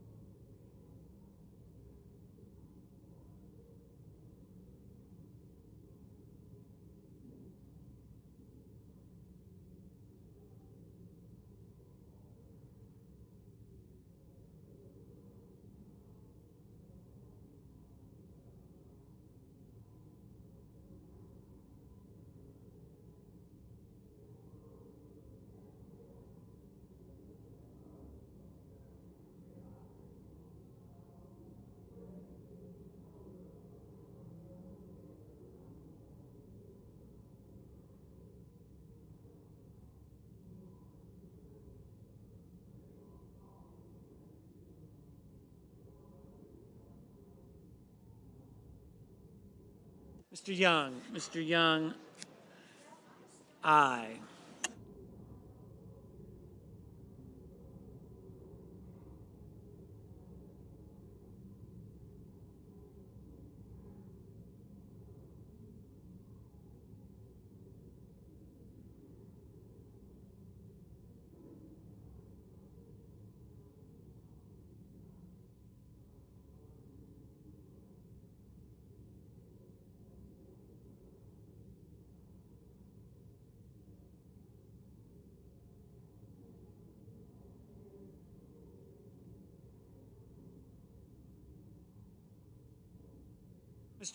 Mr. Scott of Florida, no.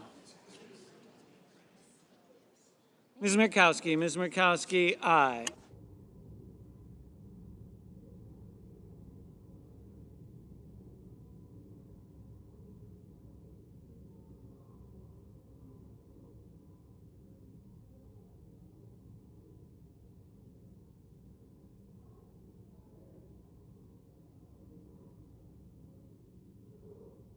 Ms. Hirono, aye.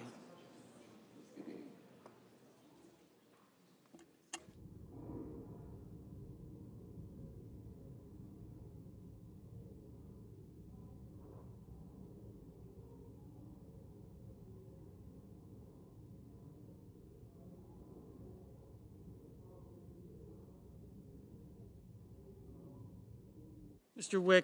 Wicker, no.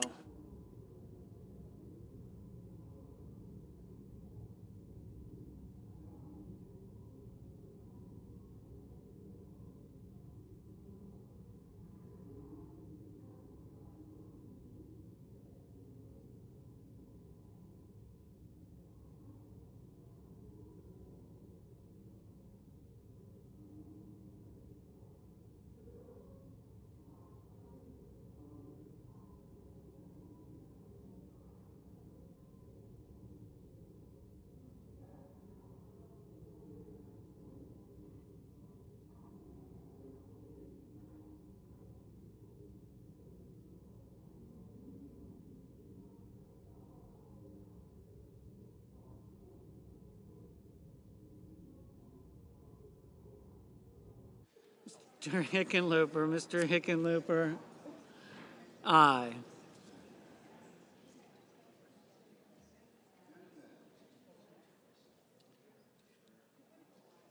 Mr. Kennedy, no.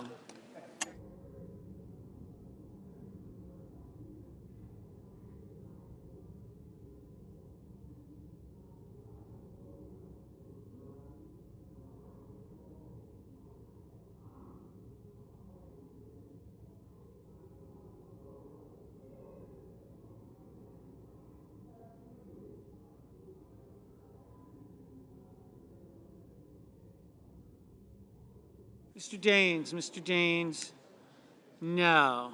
Mr. Toomey, no.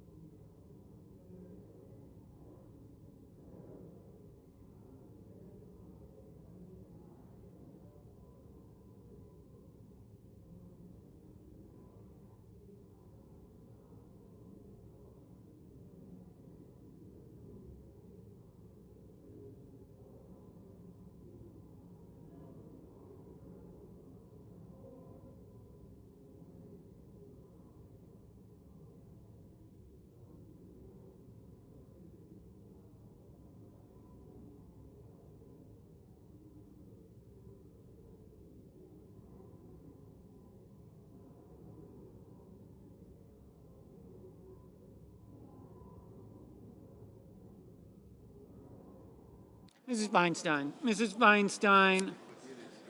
Aye.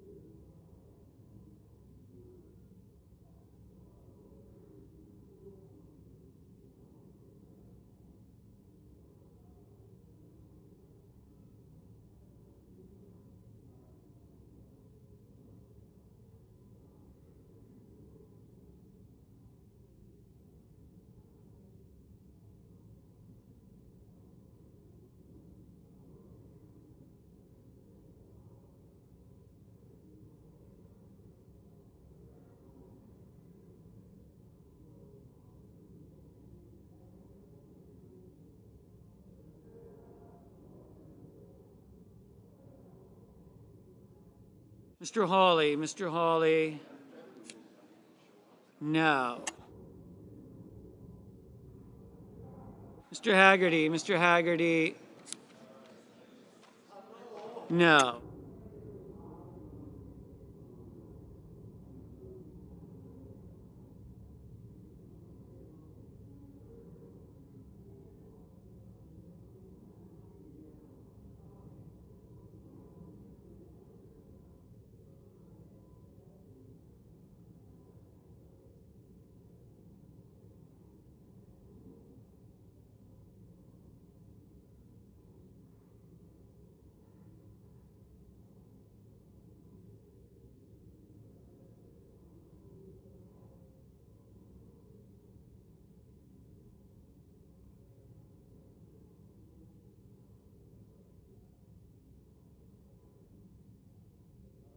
Mr. Inhofe. Mr. Inhofe.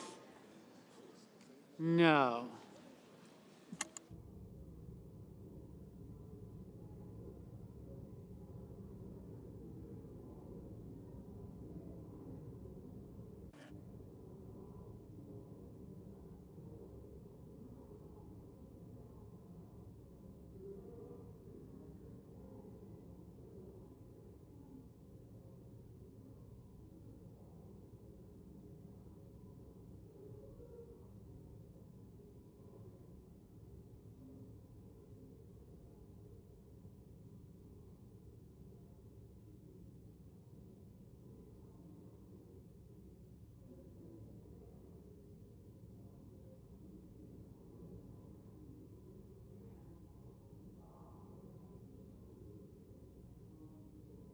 Mr. McConnell. Mr. McConnell. No.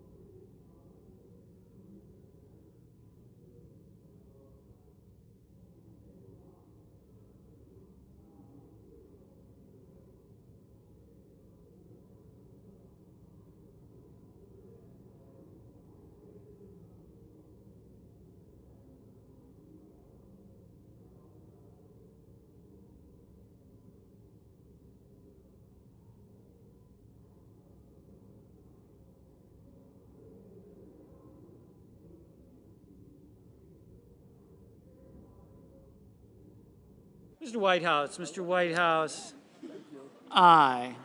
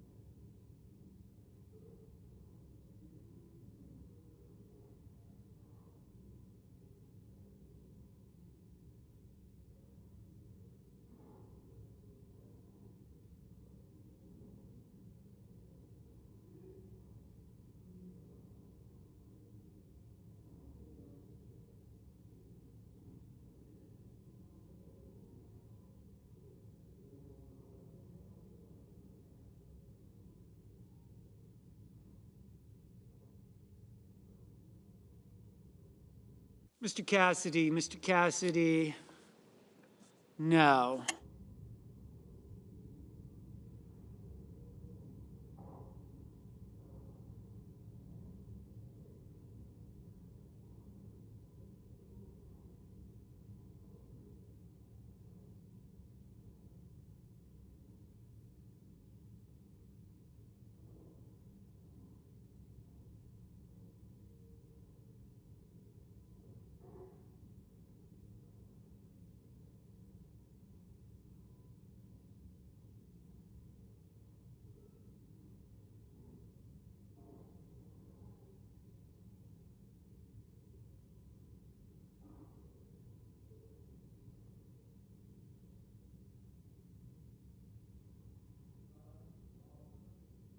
Vote, on this vote, the yeas are 62, the nays are 37.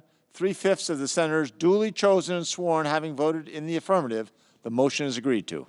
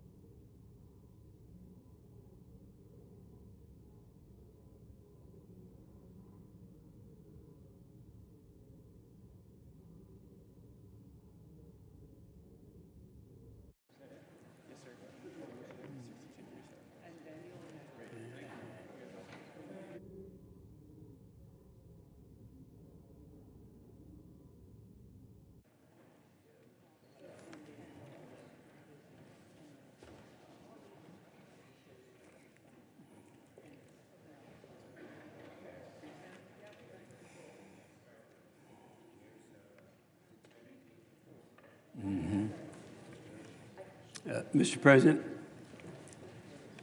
The Senator from Oklahoma. ask for unanimous consent that the following intern and fellow from my office be granted floor privileges until November 18th of 22. They are J.P. Cooper and Laura Hill. Without objection.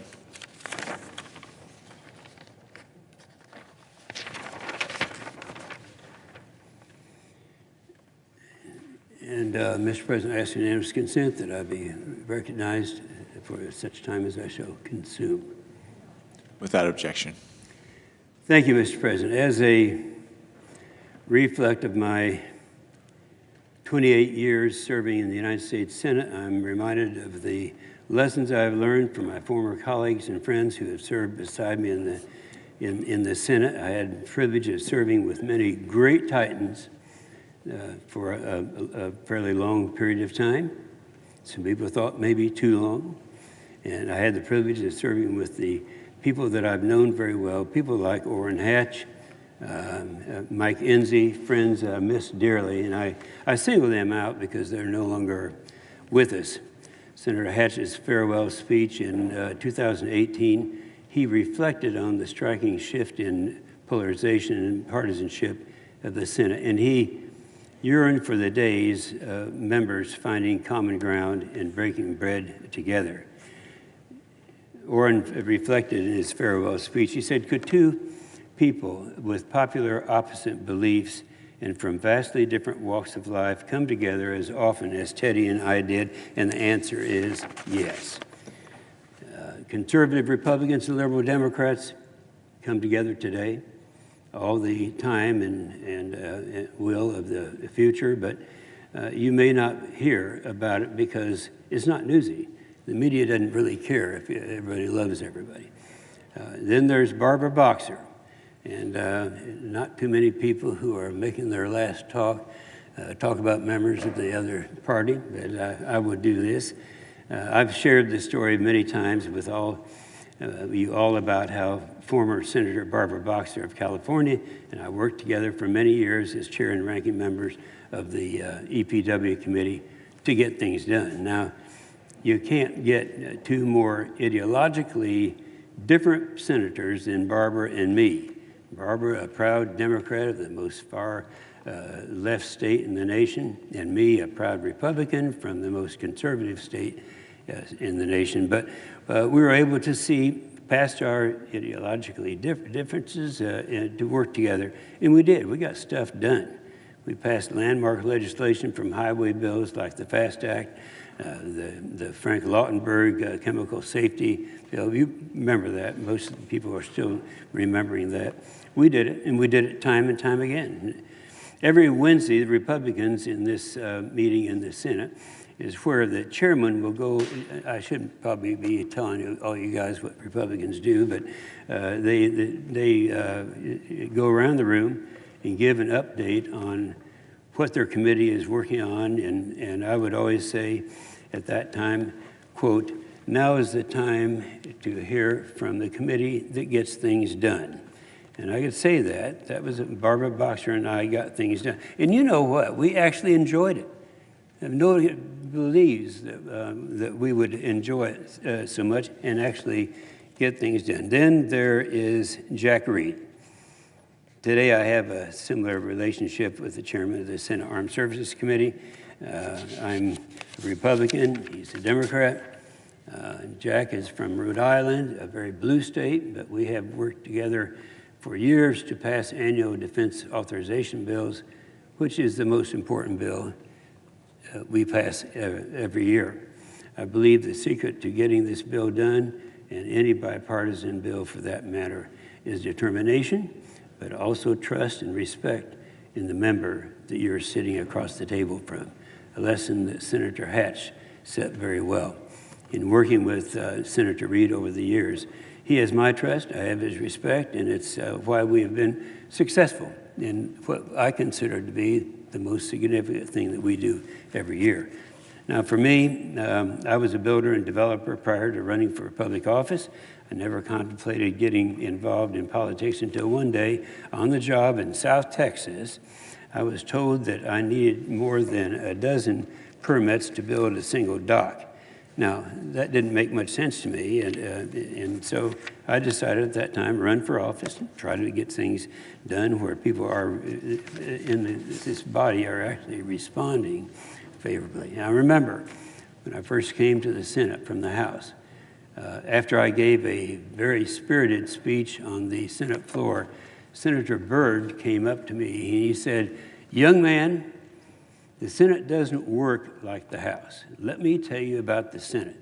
Now, that date happened to be November the 17th, 1994, which was my 60th birthday. And until the day he died, I was still the young man. And Senator Byrd explained to me that, and this is something that a lot of the new members who are just being sworn in as we speak, here for the first time, realize that this is one of the major differences. You know, if you make enemies in the Senate, you're wiped out. And that's not true in the House. And I spent a lot of years in the House before. I also remember friends across the aisle like former Hawaii Senator Danny Akaka, who led singing at our prayer breakfast each week. Ted Kennedy, who I helped out of the Capitol during one of the September attacks that was taking place, and former Majority Leader Harry Reid, who would sometimes move our voting schedule around so that I could get home and watch my grandkids' football games. And then there's the one that we all love, Susan Collins, who is well respected because she makes this institution a better place, and not just because Maine lobster rolls are her signature fare for the eating groups. Real friendship does exist in the United States Senate, but nobody knows it. It's the big secret around here. Then there's a bipartisan Bible study that we have. Some of you are about the Senate Bible study that meets every Thursday in my hideaway in the Capitol. I've made a point not to miss a Thursday Bible study in 28 years. So I got a record going there. No one's going to beat it. It's well, they could do it, I suppose. After I was first elected to the House in 1986, I attended a Bible study led by a guy named Tom Barrett. I'm going to tell you a story that most people don't want to hear. But one day, Tom Barrett, and a member of Congress from Kansas, invited me to the members' dining room after the Bible study. Keep in mind, this was 1986. They said to me, "Inhofe, we think that we've been with you now for over a year since you got in and we think you never really accepted Jesus." Well, I got mad.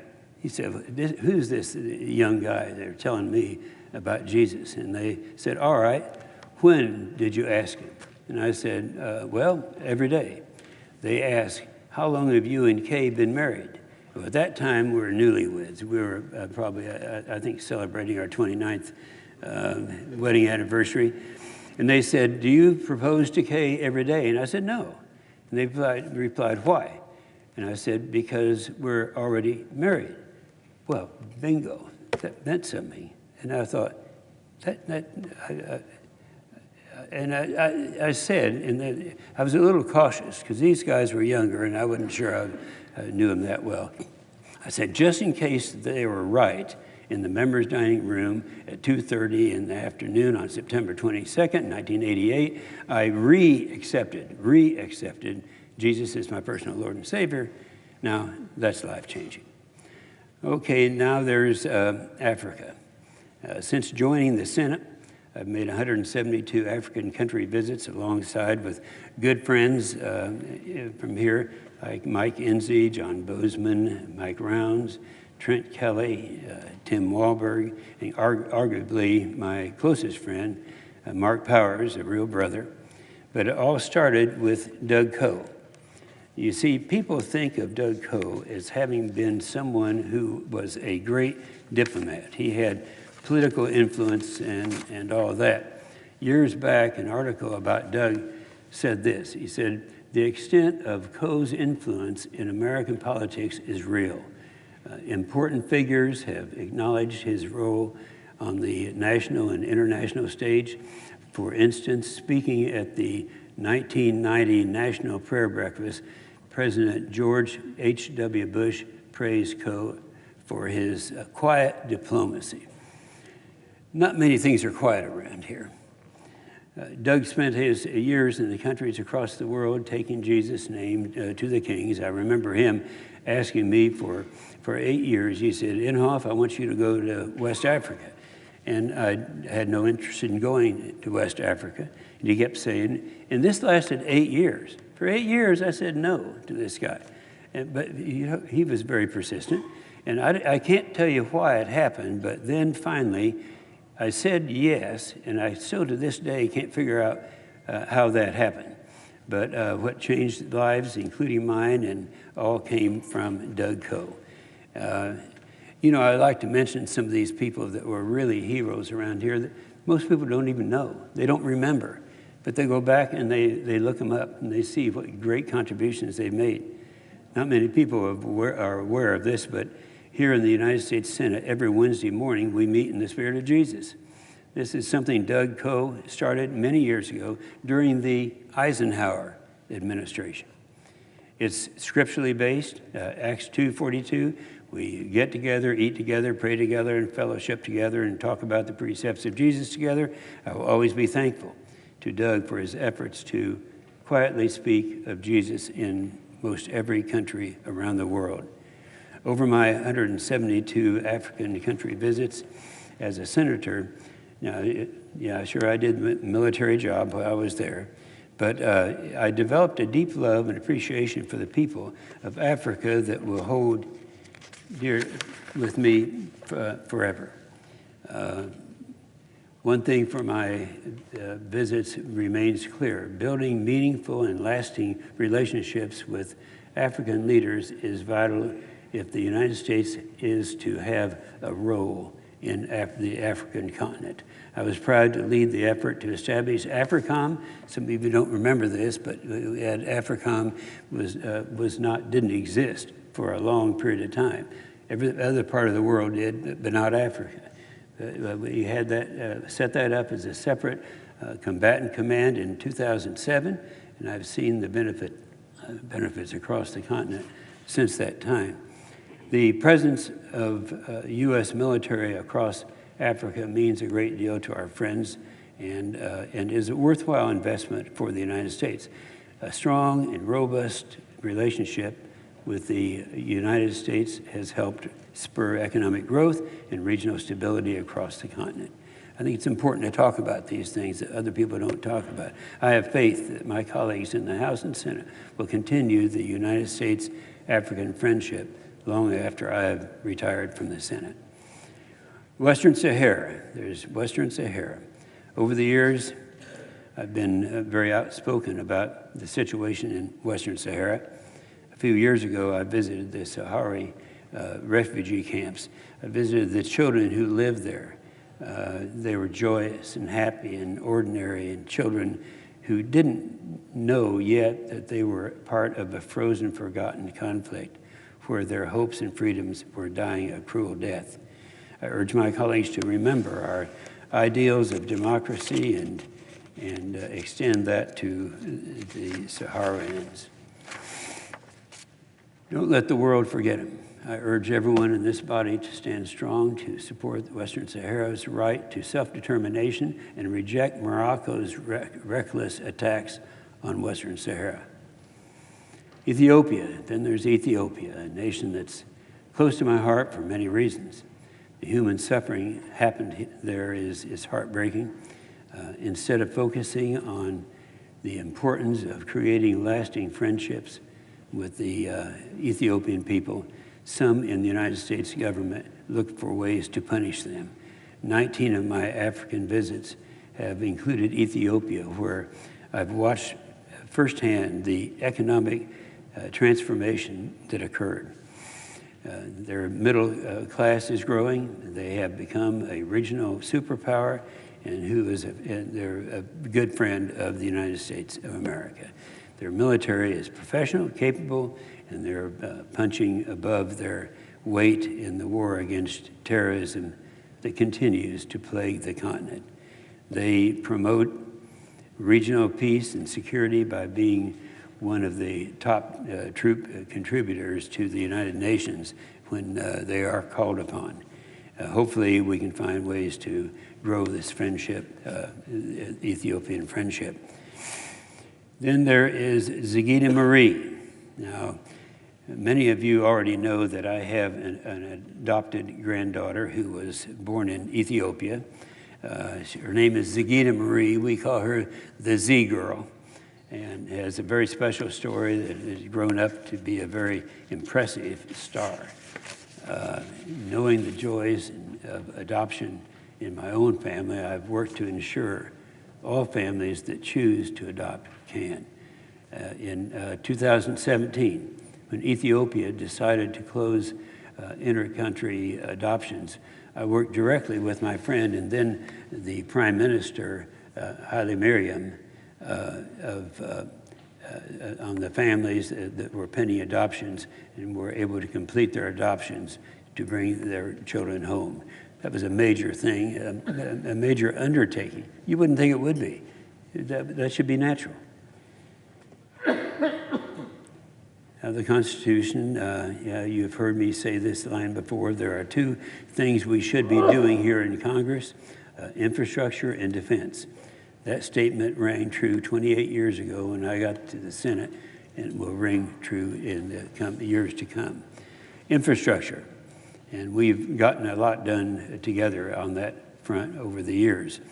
We passed bipartisan landmark infrastructure legislation from Safety Lou to MAP 21 to the FAST Act, all of which rebuilt our nation's crumbling infrastructure so the future generations of Americans still have safe roads and bridges to cross. Before 2005, Oklahoma, my state, was a donor state to the Highway Trust Fund. Now what that means is we were paying more into the Highway Trust Fund than we were receiving out of it. And of course, we were able to change that. Safety Lou created a fair formula for apportionment, so Oklahoma was, I want to say this, I want to make sure that people in Oklahoma, since I'm bagging out of this place, realize some of the things that I've done, and so I know it's controversial in some circles to say this, but I've been one of the staunchest defenders of congressionally directed spending, also known as earmarks. And an earmark must be defined as something that is both authorized and appropriated. And it should be the job of Congress to decide how the American people, how their taxes are spent, not unelected bureaucrats in the executive branch. And that's what we're trying to get away from when we're looking at why we should be using earmarks. We have worked across the party lines to ensure the National Defense Authorization Act is signed into law every year. And as I said earlier, the NDAA is the most important bill that we do every year, and for a good reason. This year will be the 62nd time that the NDAA has been signed into law, 67 times. And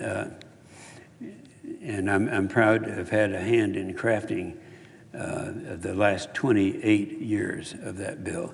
The Defense Authorization Bill ensures that our servicemen and women have the training and equipment and other resources they need to defend America here and on the road. It also ensures that the families of the men and women who serve are taken care of. Some elected leaders criticize our military spending, but they need to know that our greatest expense in the military is taking care of our troops, building schools for the young people, and how important that is. And why does it cost more for us to do it than other countries, than the communist countries? It does because we do actually take care of our people. While growing threats from China, Russia, Iran, and others around the world, it is more important now than ever that our troops have what they need to counter this aggression. Ronald Reagan used to say, we maintain the peace through our strength, and that continues to be true today. After all these years serving on the Senate Armed Services Committee, I have come to know with certainty that America cannot lose its focus on fully investing in its defense capabilities. And backgrounds, I've got to say this about Oklahoma. Oklahoma has come out pretty well. You all don't need to feel sorry for Oklahoma. I'll take care of that. And they're very happy right now. Oklahoma has 5 major military installations, from training pilots to building bombs. Each is unique in its mission to support our military. Since 1988, we have gone through 5 BRAC rounds, that's base realignment and closure commissions. In each round, the Department of Defense closed bases and military installations in accordance with their performance. It's something we ought to be doing. And in each round, Oklahoma, the Department of Defense grew its presence in Oklahoma. So Oklahoma has done very well in that period of time. Okay, I'm going to tell a story here that surprised a lot of people, because the star of the story is, none of these kids will remember except for reading about it, is Ronald Reagan. When I was about 6 years old, my dad was a claims adjuster for in a building where Ronald Reagan was an announcer of WHO radio, a sports announcer in Des Moines, Iowa. My dad and Ronald Reagan. I mean, we were close. In fact, I thought he was, I was about 6 years old at that time. I thought that he was related to me. My dad and Ronald Reagan used to play the pinball machine together. He'd come out to the house, and I always thought he was an uncle or some relative. When I was young, my family moved from Des Moines to Tulsa, Oklahoma, but we never missed a Dutch Reagan movie, which is what my dad called him, Dutch Reagan. We would drive, I remember one time we drove all the way down from Tulsa to Durant, Oklahoma, and that was before turnpikes. We drove for hours to watch a Dutch Reagan movie. Never missed one of those. It's not a big deal. It is to me, though, and I'm the guy leaving. Fast forward to when the mayor of Tulsa and Ronald Reagan was president, when President Reagan wanted someone to tout his domestic agenda, he used me. We would appear on all the TV shows, sometimes together, and tell people what they needed to know was happening in the administration. I always remember when, as mayor of Tulsa, I pushed the construction of a low-water dam on the Arkansas River. It ended up being one of the largest public projects in America that was totally privately funded. It had a lot of opposition, but it's pretty amazing. Go back and read about this. You see anything that Ronald Reagan wanted, he got. So then there's Wiley Post, flight around the world. Now, people may not know who Wiley Post is. Everybody knows who Will Rogers is. Well, Wiley Post and Will Rogers are both pilots. The difference is Wiley Post had just one eye, and he was good. In fact, they were together when they died. But back in '91, I was still in the house, and a few friends and I created Wiley Post's 1931 flight around the world in my twin-engine Cessna aircraft. And it's hard to believe that that was 30 years ago when we made that trip that left out of Oklahoma with several stops on the East Coast, then in Europe, and then the Soviet Union. Wiley Post had my plane beat on the travel time. He did his in 8 days. It took me 16 days. But looking back, I'm not sure how Tom Quinn and I survived these stops in the Soviet Union. I can remember praying, Lord, if you got more for me to do, get me out of this mess. Fighting for far-left environmentalists, it's no shock to anyone that the Washington Post has dubbed me public enemy #1 for the radical environmentalists for decades now. And for much of my time in the Senate, I was chair of the ranking member of the Environment and Public Works Committee. Throughout that time, I pushed back against the Obama administration far-left policies that sought to upend the lives of Oklahomans. like the Paris Climate Agreement, the waters of the U.S. rule, the Clean Power Plant, and many others. These policies were really about giving Washington bureaucrats sweeping control over the lives of millions of Americans. We are debating a lot of these same issues today, and I expect these disagreements will continue into the future. And lastly, I want to take a second to say thank you to all of my current and former staff. They're hanging around out here now. Didn't get much work out of them today. They were pretty busy. But my staff knows that once they leave my office, they are always the same thing. We become very close. We don't have people who leave. They've become friends. I lovingly call my former staff the has-beens. It's something, a mark of honor, and to all of you, thank you. You're all about to be has-beens. Most importantly, to my family, I love you. When Kay and I got married 63 years ago, I could never imagine I'd be standing here today with 20 kids and grandkids saying goodbye. Thank you, all you guys, for all you've done all these years. And thank you for putting up with me. And to Kay, my best friend, and Rock, I can never put into words what you mean to me. So finally, I want to say to the people of Oklahoma, I really thank what you've done for me all these years. Thank you very much. I love you guys.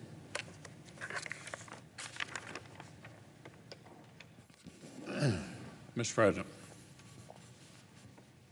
Leader. I just want to congratulate our friend from Oklahoma on an extraordinary career of service to his state and to our country.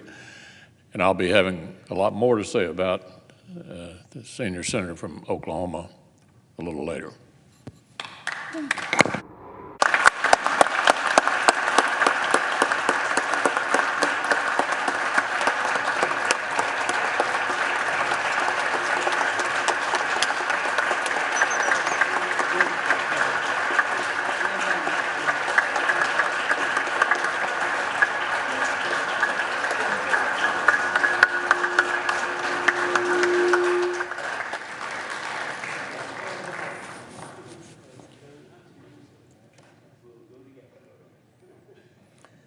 Mr. President. The Senator from Rhode Island. Mr. President, I'd like to say a few words about my colleague and friend and my battle buddy, Senator Jim Inhofe. It's been a great honor to serve beside Jim. I'm grateful, we're all grateful for his legacy of service he leaves in this chamber. For 3 decades, Senator Inhofe has served on the Armed Services Committee, from his time as a member of the House of Representatives to his roles in the Senate. For more than 20 years, I have had the privilege to serve with him on the Senate Armed Services Committee. In turn, each of us serving as chairman and ranking member. Together, we have produced nearly 24 National Defense Authorization Acts, traveled to combat zones and military posts around the world, and worked to support our men and women in uniform. And no one could have had a better partner in those endeavors. We both served in the Army earlier in our lives, and I know Jim carried out his deep sense of responsibility to our troops in the Senate each day. He never forgot that what we do here ultimately is executed by young men and women in the uniform of the United States.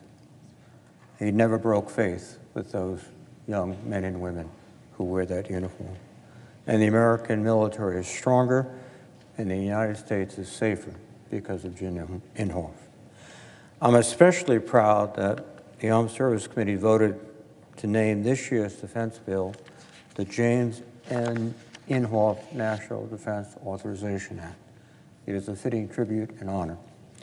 Jim's an extraordinary leader whose legislative skills and boundless capacity for hard work are unmatched, and he is a firm and fierce advocate for the people of Oklahoma. He has made sure that they benefit from his hard work and his great efforts. and he's done it with unswerving honesty and integrity. Senator Inhofe, thank you for your leadership and dedication to the committee and the Senate, and particularly the men and women of the armed forces. You've been a wonderful partner and colleague, and I believe I speak for the committee and the entire Senate when I say we will miss you dearly. Your steady, unselfish leadership will continue to help guide our nation in the years ahead. I wish you and Kay and the family much happiness as you plan for a well-deserved retirement. Mr. President, may we all strive for the wisdom, courage, and humility that Senator Jim Inhofe imparted upon this great nation and this distinguished Senate. I yield the floor. The senator from Oklahoma. Mr. President, as the junior senator from Oklahoma, I can't tell you what an honor it's been to be able to serve with my senior senator. Jim Inhofe has for decades served our state. He's been reelected over and over and over again because the people of our state know he loves them, know he cares about them. They trust him in some very hard decisions that have to be made in this place, and they know Jim Inhofe has been there for our state. I jokingly say, and Senator Inhofe mentioned in his passion for infrastructure and for the United States military, that when I run into somebody that is griping about the construction traffic that they're currently sitting in, I'll jokingly say to them, well, blame that on Jim Inhofe. Because that new road, that new place, that new infrastructure has been his passion all along, to be able to make sure our state and our nation, quite frankly, continue to be able to advance. In the days ahead, Senator Inhofe will be dearly missed in our state. There's not a town that I go to as I travel around our state that they don't ask me, what are we going to do when Senator Inhofe retires? Not one. They're all grateful, and they're all spoiled by Senator Inhofe's service to them. But I can't tell you how excited my wife Cindy and I are for he and Kay getting time together, because they have sacrificed much for our nation and for our state for decades. And I am excited for them to be able to finally get some time to be able to wake up every day and to be able to see each other, and quite frankly, for Jim to not have to be in yet another Votorama all-night voting time, that he can actually spend his time with Kay. So, Mr. President, if I can say from the state of Oklahoma, we're grateful for Jim Inhofe. We're grateful for the legacy that he's left for our state. We're grateful for his firm conservative stand that he has taken year after year after year. And we wish him very well in retirement, and are very excited to still continue to be able to walk with him in the days ahead. With that, I yield the floor.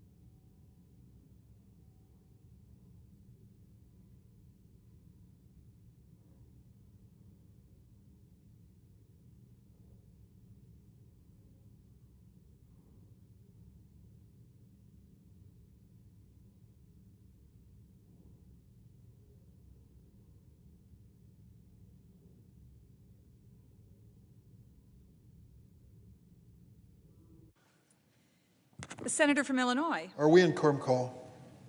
We are not. Thank you, Madam President. Madam President, my office recently received a message from a woman named Amanda. She lives in Illinois and in the Chicagoland area. She tells me that she and her wife, Callie, will be celebrating their 5th anniversary as a married couple. The two of them have actually been together for 8 years, but after the Supreme Court's 2015 decision in Obergefell, they decided it was time to tie the knot. That ruling affirmed their love and, just as important, their constitutional right. The court declared that the right to marry is a fundamental liberty under the Constitution for every American, regardless of sexual orientation. So in 2017, Amanda and her wife, Kelly, exercised that right, and today they're the proud parents of 2 beautiful young children, a daughter, Austin, and a son, Ren. Really, that should be the end of the story. With Obergefell, Amanda and her wife were guaranteed the same rights as me and my wife, and it should be the beginning of a new story. A loving couple who can now focus on their family and taking care of the day-to-day responsibilities, paying the bills, feeding the kids, navigating life as working parents. But sadly, Amanda and many others are now living in fear. Like millions of Americans, she's facing the very real prospect that this Supreme Court could soon rule that her right to marry the person she loves is not protected by the Constitution. She saw what this radical far-right Supreme Court did with the Dobbs decision just a few months ago, the decision that erased the constitutional right for the women of America to make their own reproductive health choices. And now she and Callie are wondering, will they come for our rights to marry next? Amanda wrote to my office, quote, Justice Clarence Thomas, in his concurring opinion in Dobbs, wrote that the court should reconsider all of this court's substantive due process precedents, including Griswold, Lawrence, and Obergefell. She said, quote, for the first time in our history, Americans are facing the continued loss of civil rights by this Supreme Court. Our 2 young children are growing up in a world where they may, in some cases, have less rights, fewer rights, than their parents and grandparents. Amanda tells me she and her wife are taking every legal step they can do to ensure that our recognition as parents to our children cannot be challenged. This is emotionally and financially taxing, she said, and yet we feel we have to do it.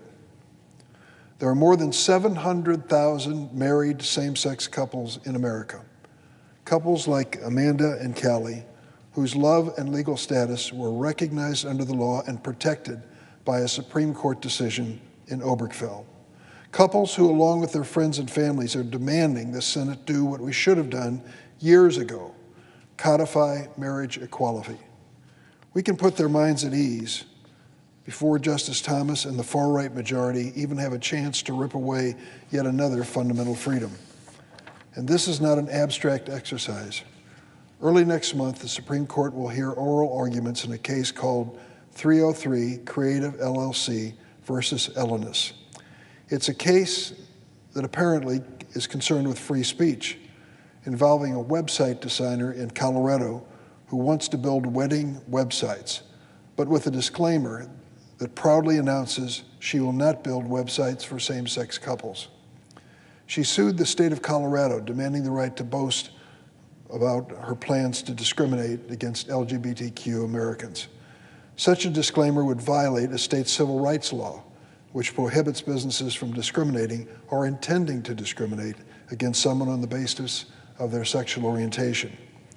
If the Supreme Court's last term and the Dobbs decision are any indication, this radical, far-right majority on the court could very well use this case to start the erosion of protections of LGBTQ Americans. It's exactly the kind of judicial activism we've come to expect from this court's conservative majority. Remember when they boasted about the fact that Donald Trump was going to put on 3 justices who would rule his way in future cases? It was pretty clear from that day forward that the Supreme Court had a political bent. The Federalist Society had to give its stamp of approval. Now, the Federalist Society is a multi-million-dollar political arm of the Republican Party. And before any judicial nominee had a chance in my Senate Judiciary Committee under the Republican days, they had to get the approval of the Federalist Society. The Federalist Society from the start was setting out to eliminate a woman's right to choose. They had their victory in the Dobbs decision. But the American people spoke on November 8th, and overwhelmingly they said across America, you can't get away with eliminating rights already established under the Constitution for any Americans. I hope that that sentiment grows, and eventually we reverse the Dobbs decision. What we've seen is exactly the kind of judicial activism we can come to expect from the court's conservative majority. They twist the law and set aside longstanding precedent to establish the policies they prefer. But it's not the Supreme Court's role to make the laws. How many times have we heard that speech from Republicans? We don't want judicial activists, they say. That job of making the laws belongs in Congress. And today we can defend families like Amanda's by voting for the Respect for Marriage Act, which passed just a few months ago here on the floor of the Senate with a strong bipartisan vote. It will protect marriage equality under the federal law, not just for LGBTQ couples, but also interracial couples whose rights could also be in peril by the court's far-right majority. The issue of marriage equality is too important to get bogged down in partisanship, which is why this bill is a bipartisan compromise. I hope that getting 60 votes for the Respect for Marriage Act is going to be an indication of more cooperation to guarantee that Amanda and Callie do not have to lose sleep over the future that they have as loving individuals married to one another and parents. In last week's election, the American people sent a clear message to Washington and to the Senate. Get it together. Work together. No more toxic culture wars. No more divisive rhetoric. No more big lie. Enough. If you want to stand for family values, let's start by enacting protections for every family in America. We can do it certainly with the Respect for Marriage Act and even more. To Amanda and Callie, I'd like to say happy 5th anniversary. I hope by the time your 6th anniversary comes around, you won't even have to think twice about whether your rights are secure. Madam President, I ask consent that the next statement I make be placed in a separate part of the record. Without objection. Madam President, as we head into the holiday season, parents and doctors nationwide are concerned about a dramatic surge in an illness called RSV, respiratory virus. It can be especially serious for children and older Americans. As a parent, there's no more terrifying or helpless feeling than knowing that your baby's sick. I know. I lived it. Caitlin Berg experienced that fear recently, too, when her 6-month-old daughter became ill with RSV and was struggling to breathe. The Bergs live in Mount Zion, Illinois, a small town downstate near Springfield. Caitlin Berg scoured the area looking for a hospital that would cure her sick daughter. After many frantic calls, she finally decided Springfield was the closest town with a hospital. She took her baby there and waited 8 hours in an emergency room before a bed finally opened up for her daughter. Caitlin Berg, incidentally, is a pediatrician. If a pediatrician has to struggle to find hospital care for her own sick infant, imagine the panic and fear other parents feel when their babies are struggling to breathe because of RSV. And it isn't just a problem in small town or rural America. Chicago is the 3rd largest city in our country, some of the best hospitals in the world, including some of the very best children's hospitals. The rate of emergency room visits for young children with RSV is now 10 times higher than in 2019, 10 times higher than a normal season 3 years ago. This chart demonstrates that. Look at this spike. As you can see, the number of children admitted from RSV is skyrocketing. In Chicago alone, there are hundreds of new cases each week and nearly a dozen kids each day being hospitalized. Earlier this month, Comer Children's Hospital at the University of Chicago was full with no beds for 53 straight days. And Lurie Children's Hospital in Chicago also running at full capacity. 95% of pediatric ICU beds across Illinois are full during this time. This crush on pediatric hospitals isn't limited to Illinois. Over the border in Franklin, Indiana, little Ophelia, you can see here in the bed, struggled to breathe after contracting RSV at preschool. She went to the local hospital and they transferred her to the large children's hospital in Indianapolis, where she was intubated for 5 days. Thankfully, she's home safely now and recovered. Across the country, children's hospitals are being pushed to the limit, caring for infants, toddlers, and young kids sickened by RSV. In extreme cases, kids and babies may require ventilators to breathe. The timing of this surge in RSV is especially concerning, coming during the worst flu season in a decade and while new COVID variants are circulating. Those 3 viral variants together pose what many health professionals argue could be a triple-demic of viral illness. So let's look for solutions. The Children's Hospital Association, the American Academy of Pediatrics, has asked this president to issue an emergency declaration to free up more resources. I support them. At the top of the list, America desperately needs more nurses, more doctors, more staff. Hospitals plagued with worker shortage even before COVID now have a pandemic that's made the crisis even worse. If our children's hospital had more staff, they could immediately open more beds to treat the kids. Congress made some headway in the American Rescue Plan, which passed on the floor of the Senate without the support of a single Republican senator. It included my provision to invest $1 billion in the National Health Service Corps for scholarships and loan repayments for new nurses and doctors who serve in urban and rural areas in need. But we need to do more than end the healthcare worker shortage. Senators Menendez, Bozeman, and Schumer have a bipartisan plan which I support. It increases funding for medical residency slots to train the next generation of doctors, nurses, and other medical professionals. I support putting that plan in the end-of-the-year package we'll consider in the next few weeks. It's also critical that we fund our public health system adequately and provide for data collection so we can track RSV. The Health Committee has been working on this priority, and I certainly support their efforts. Madam President, we're all in this together. The hospitals are doing their best. Doctors and nurses are working extra long shifts to keep kids safe. We all need to do our part too. For all of us, that means staying home when we're sick, still washing our hands, getting COVID booster and flu shots.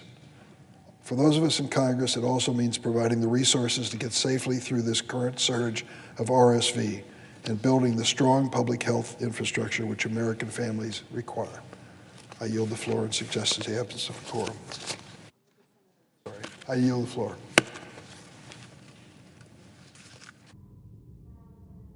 The Senator from Tennessee. Thank you, Madam President.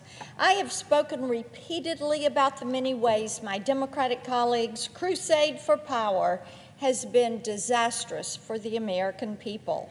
We have record-breaking inflation, a chaotic southern border, the collapsing energy industry. This is the world that the Democrats created in just 2 short years. What's worse, this Democrat-led government has ignored the ripple effects of their reckless agenda in favor of maintaining a political narrative about progress. But to Tennesseans and to so many Americans, it feels like the country is not moving forward, it is moving backward. I've come to the floor again today to talk about the ripple effects of the COVID-19 vaccine mandate that threatens to gut the ranks of the U.S. military. This body has had multiple chances to avert disaster, and each time the Democrats have decided to take the wrong path. I introduced 2 amendments to the National Defense Authorization Act that would have kept politics out of the military's use of vaccines. Madam President, they're simple. Each amendment about 1 page long. The first of these would have prohibited involuntary separation of any service member for refusing the COVID-19 vaccine until each service achieves its authorized end strength. You see, Madam President, it makes absolutely no sense that we would be removing people from military service simply because they do not get a shot. A shot, by the way, that does not prevent you from getting COVID. Now, the Second Amendment would make sure that members of the National Guard or Reserve maintain access to both pay and benefits while their request for an accommodation, a medical accommodation, or religious beliefs accommodation is pending. But of course, my Democratic colleagues have blocked these two amendments. They're common sense. They protect our men and women in the military. But it is my plan to offer them another opportunity to do the right thing. I've combined these amendments into a bill. That bill is called the Preserving the Readiness of Our Armed Forces Act. It is filed. It's ready for more co-sponsors. I'm also going to give them another opportunity. When the NDAA finally comes to the floor, they're going to have the opportunity to consider these two amendments. And I'm asking my colleagues to support me in this.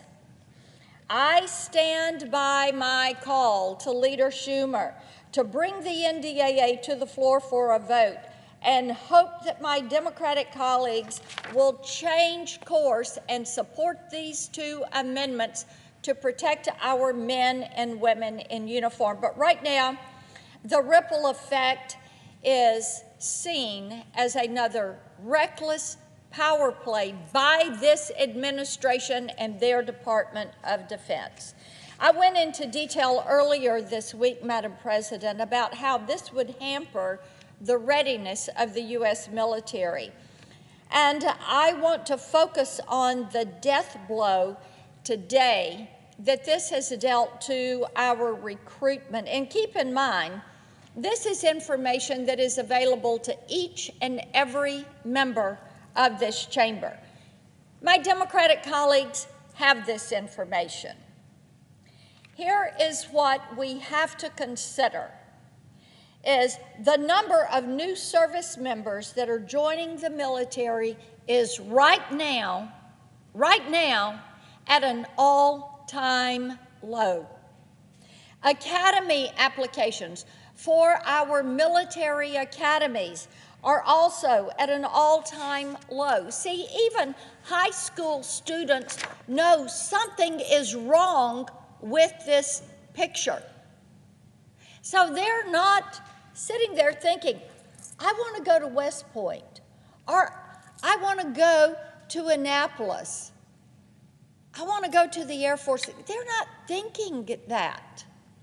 What they're saying is, why is the military focused on all this other stuff other than on their core mission?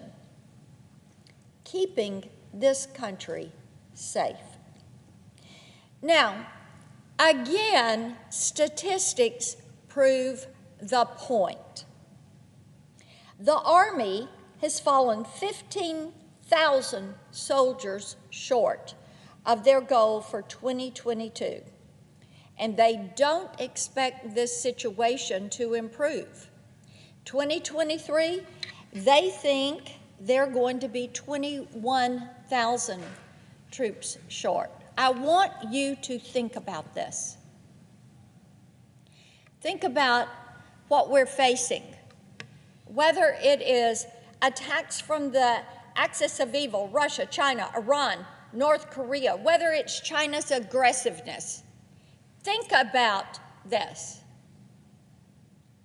Think about the difference that 10,000 troops, 15,000 troops, 21,000 troops make. And then ask yourself, why is it that men and women, citizens of this country, are not wanting to raise their hand and take the oath to protect and defend? And if you are honest with yourself, you know that a big part of the problem is the way the military has been treated over the last couple of years. We didn't have this problem previously. This is a problem that has been made for our military, for this nation's security. It has been made by this administration. The National Guard is missing their recruitment goals. Why is that? Could it be that having to take a shot, and bear in mind, it's not a vaccine like a polio vaccine or other vaccines, it's a shot for a certain strand of COVID. But what you've got is a Department of Defense that is willing to say, you're fired, to people who have volunteered to serve this country, and they're going to do it over a shot. Now, they don't expect anybody running over the southern border, illegally, I might add, to have the shot, but they expect members of the U.S. military, students at our academies, those that are on active duty, those that are reservists, those that are in the National Guard, to get this, even though President Biden has said the pandemic's over. It's over. So you have to ask, why is it that they're continuing to beat down on the military? Why are they willing to pummel them over a shot? Why are they not willing to put the NDAA on the floor? We've done it for 61 years. Are we going to miss on year 62? Why is it not a priority? Could it possibly be that the NDAA is not a priority for my Democratic colleagues, that the men and women in uniform and protecting them and their families is not a priority? Could it be it is not at the top of their to-do list? The choice to enter military service is a serious choice. It is a choice that people do not make lightly. But this hesitancy to serve should raise alarm bells in this chamber.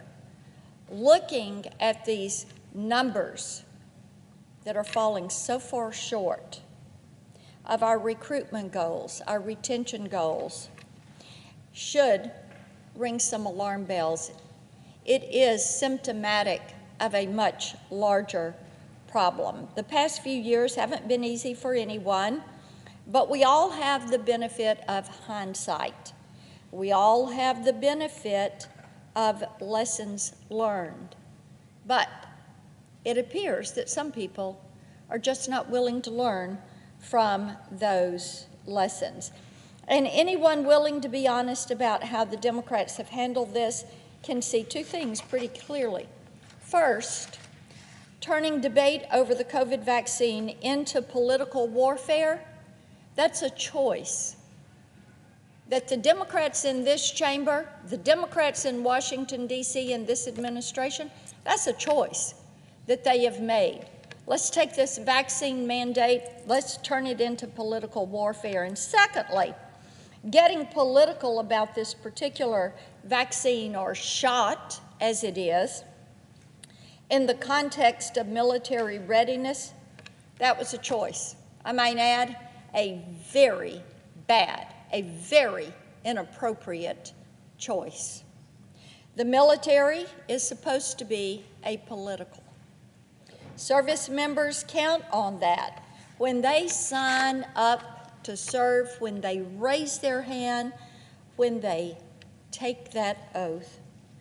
But now, punditry drives policy at the Pentagon, and this has eroded trust between the military, the service members, and their families. The Democrats are in charge of the Senate.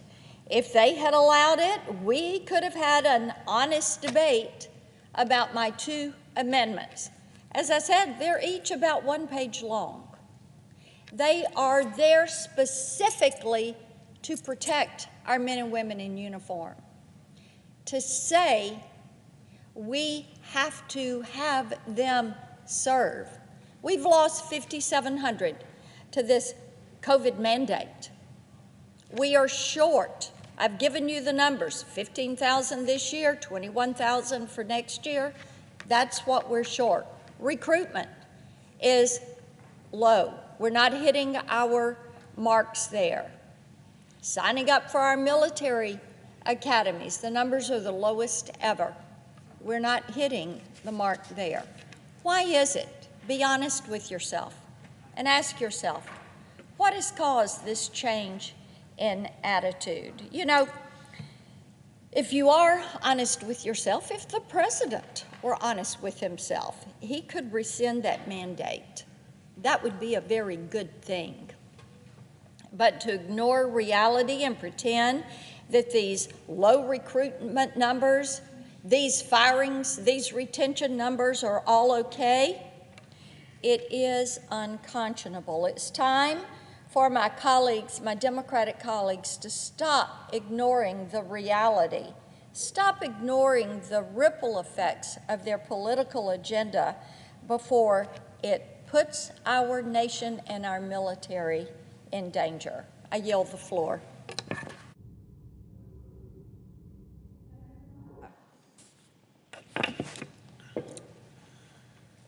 I want to share some words of wisdom with my colleagues. These words of wisdom come from 13 former top civilian and military leaders. I'm going to start with the list of 8 former defense secretaries. Dr. Ashton Carter, recently deceased. William Cohen, also a former senator. Dr. Mark Esper, Dr. Robert Gates, Charles Hagel, also a former senator, General James Mattis, besides being Secretary of Defense, Leon Panetta, also a former congressman, Dr. William Perry, and also added to this list 5 former chairmen of the Joint Chiefs of Staff, General Martin Dempsey, General Jovis Dunford Jr., Admiral Michael Mullen, General Richard Myers, and General Peter Pace. They offer some very sage advice for improving civil-military relations. And everybody knows where this principle came from, of civil control of our military. It happened December 1783 when General George Washington surrendered his papers to the Continental Congress and gave up being commander-in-chief at that particular time. These words of wisdom appear in an open letter that was published the 6th of September in the National Security blog, and that blog is entitled, quote unquote, War on the Rocks. I intended to speak about this letter at the time that I first read it, but due to our extended recess, I'm just now getting to it, about 2 months late. These former leaders warn us about what they call extreme strain in civil-military relations coming from all directions. And these are the directions that this strain is coming from, affecting civil-military relations. The pandemic was social disruption. Wars that ended with unachieved goals, humiliatory withdrawal from Afghanistan, rising great power rivalries, extremely adverse political environment caused by the divisiveness of polarization in our American society, evidence here in the Congress of the United States. And lastly, contested elections and the shaky transfer of power. After listing these points, these defense leaders then predict rising tensions. Now, this is a red flag that we all ought to observe. Civil-military relations are out of balance. Though alarming, the open letter is both educational and reassuring. It offers guidance and remedies. 16 what they call core principles and best practices are spotlighted for restoring, quote, healthy American civil-military relations, end of quote. Most of these remedies hinge on the all-important principle of civilian control of the military. By the way, I spoke on that very subject from a different angle on July 14th of this year. The letter that I'm referring to refers or views civilian control as I do. Quote, the bedrock foundation of American democracy, end of quote. It is ultimately, quote, wielded by the will of the American people as expressed through elections, end of quote. That core constitutional principle keeps our powerful standing military from threatening democracy. Healthy civilian military relations, those four words are in quote. Healthy civil military relations are instrumental to civilian control. They must rest on rock-solid foundation of mutual trust. Mutual trust and respect between civilian and military leaders are essential for healthy civil-military relations. They are fostered in part by honest deliberations over policy choices. According to this open letter, mutual trust is cultivated when civilian leaders, quote, rigorously explore alternatives that are best for the country regardless of the implications for partisan politics, end of quote. A dynamic and iterative process for policy development helps, quote, civil-military teams build up a reservoir of trust, end of quote. That extra measure of trust will diffuse friction when the military must, quote, faithfully implement directives that run counter to their professional military preference, end of quote. When tensions rise over disagreement with the commander-in-chief's policy choices, the former Pentagon leaders offer this guidance in their very own words, and this is a fairly long quote. Quote, elected and appointed civilians have the right to be wrong, meaning they have the right to insist on policies or directions that prove in hindsight to have been a mistake. This right obtains even if other voices warn in advance that the proposed actions is a mistake. Military officials are required to carry out legal orders, the wisdom of which they doubt. Civilian officials should provide the military ample opportunity to express their doubts in appropriate venues. Members of the military accept limits on the public expression of their private views, limits that would be unconstitutional if imposed on other citizens. Civilian and military officials should also take care to properly characterize military advice in public. Civilian leaders must take responsibility for the consequences of the actions that they direct, end quote. Now, the advice of these former chiefs of staff and former secretaries of defense is honest, it's direct, and squares very much with the Constitution of the United States. The Commander-in-Chief's orders must be obeyed. The military must refrain from criticizing the President in public, and the President is accountable for policy choices.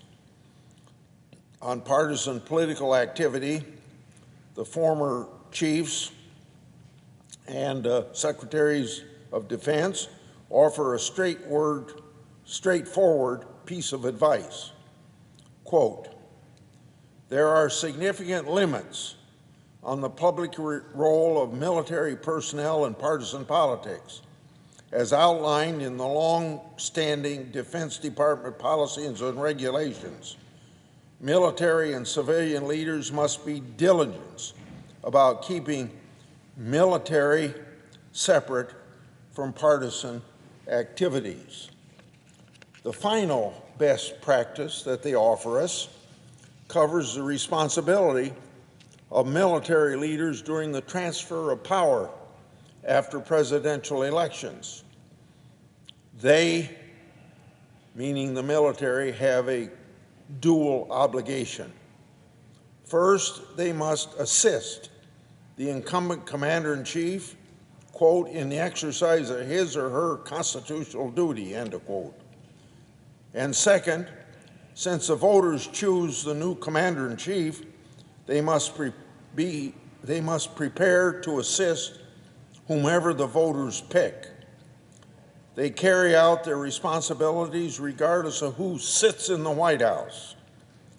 To summarize, this open letter provides sound advice that could help to moderate civil-military strife. It telegraphs a message to the top brass. It's time to hit the reset button and rebalance civil-military relations. Now, I don't know the motive behind this letter because there wasn't any indication of it, but some of it may be pointed directly at Chairman of the Joint Chiefs of Staff, General Milley. My advice to him, take their sage advice to heart. A dose of humility burnishes one's integrity. As the nation's most senior military officer, General Milley has a responsibility to set an example of excellence and cease all partisan political activity. Partisan political activity is harmful to civil-military relations and has the potential for creating dangerous divisions within the ranks of the armed forces. Military personnel must stay out of politics. Period. End of story. I yield.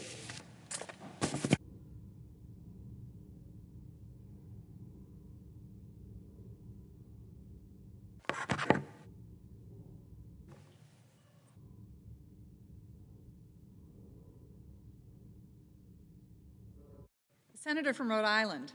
Madam President, I rise today for my 286th Time to Wake Up speech, in this case to report back from the United Nations 27th Conference of the Parties, or COP, the annual meeting where the nations of the world work to combat climate change. The Paris Agreement, for instance, sprang from the COP. Senators Cardin, Markey, and I went to this year's COP in Egypt. Speaker Pelosi led a separate House delegation, and President Biden traveled there with a large executive branch delegation to make some important announcements. Our Senate delegation met with government officials from many other countries, with American officials, with UN leaders, and with dozens of business leaders, labor leaders, environmental groups, environmental justice advocates, and oceans advocates.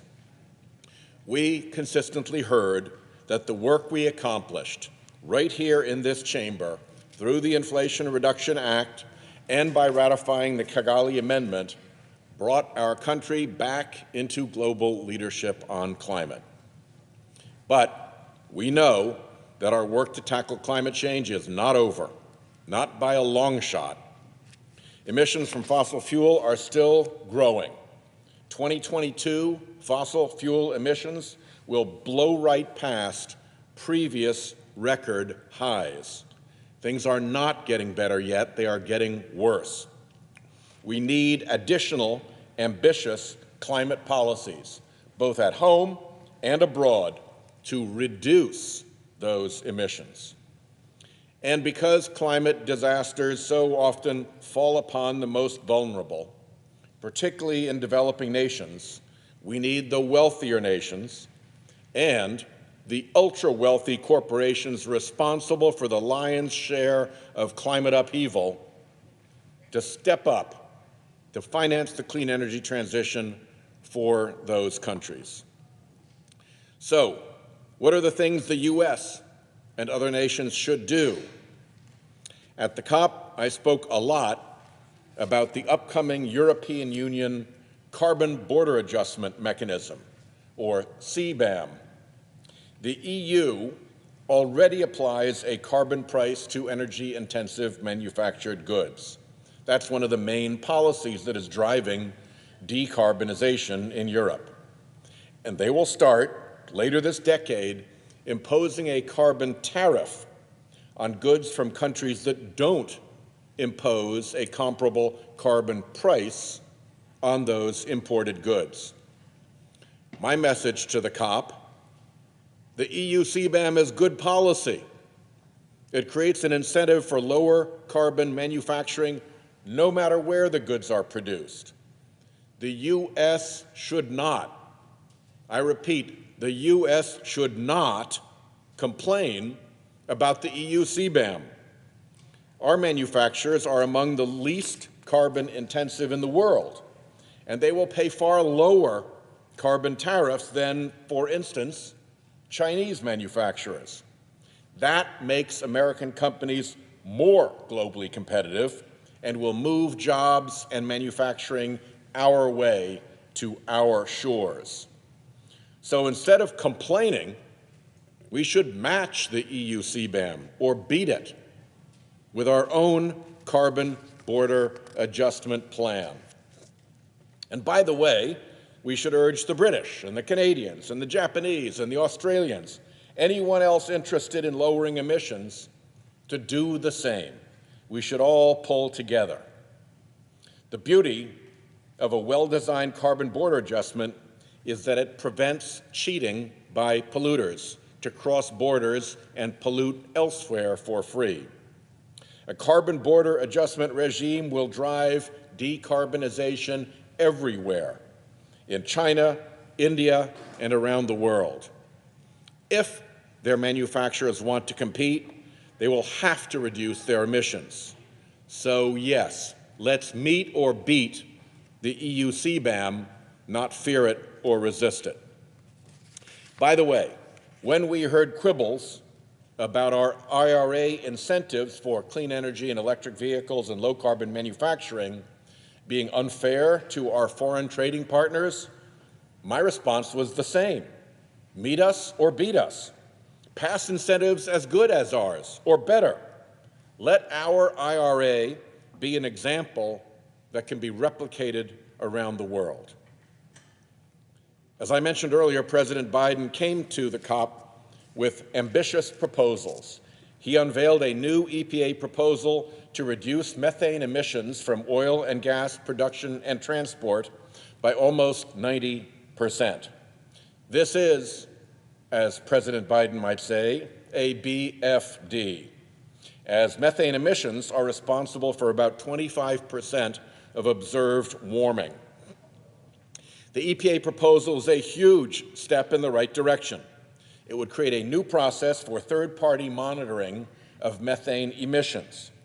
There are already a number of private and public entities that monitor methane emissions around the world using satellites, aircraft, drones. Utilize this data to quickly identify and eliminate large sources of methane emissions. We should stand up an enforcement task force to make sure leakers promptly face the best enforcement methods to stop their leaks.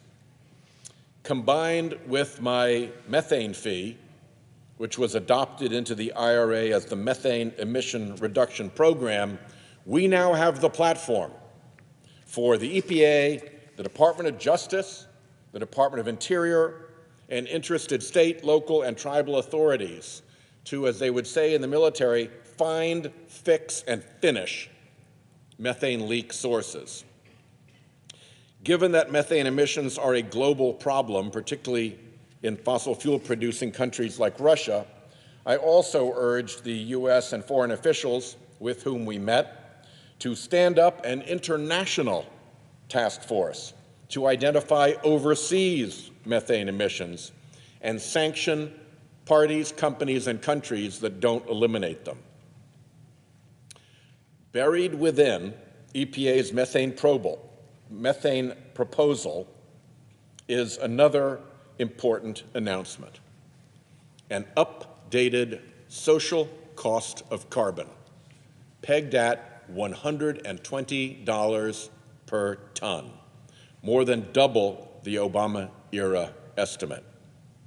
This, too, is a BFD, but only if the Office of Management and Budget follows up and spreads its use beyond just the EPA and this regulation into rulemaking, procurement, grant-making, investment decisions, leasing, trade policy, just to name a few. It would be transformative, and given the scale and scope of the federal government, it would have the power to move markets. One note of warning: our success in the United States, as well as in countries around the world, will in significant ways be determined by the behavior of big corporations. Corporate America has built the biggest political influence operation the world has ever seen. It surrounds this building, surrounds us here in Congress. Lobbyists, dark money, trade associations, political contributions, phony think tanks. It is an awesome apparatus, and it is one that corporate America has yet to switch on for climate legislation. They either sit out there doing nothing, or they actually oppose it.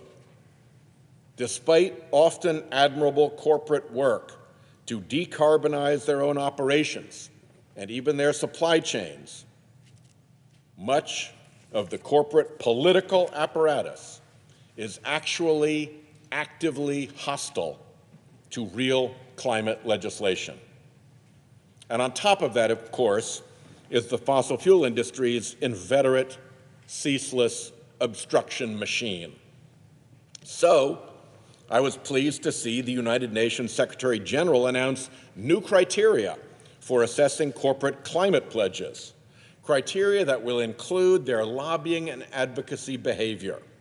The report states, and I quote, "Companies must align their external policy and engagement efforts, including membership in trade associations, to the goal of reducing global emissions by at least 50% by 2030 and reaching net zero by 2050. This means lobbying for positive climate action and not lobbying against it. Companies should publicly disclose their trade associations. They should encourage their associations to advocate for positive climate action and have an escalation strategy if they do not, including the option of leaving the association if the necessary changes are not made. End quote. I could not agree more. At COP, I repeatedly made the argument that companies should actually be required to file audited climate political footprint statements. Too many companies have been two-faced for too long. That climate political footprint statement should be the ticket that admits companies to COP and to other environmental gatherings. But instead of corporate transparency about their political activities, more than 600 fossil fuel lobbyists swarmed this COP. Coca-Cola, the world's largest plastics polluter, was a leading sponsor.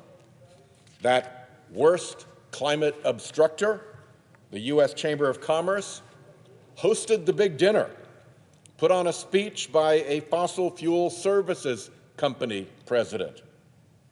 It's hard for people around the world to take COPs seriously when the fossil fuel industry and other large polluters have such a prominent presence at the COP, and they haven't had to even disclose their political influence efforts to undermine that very COP.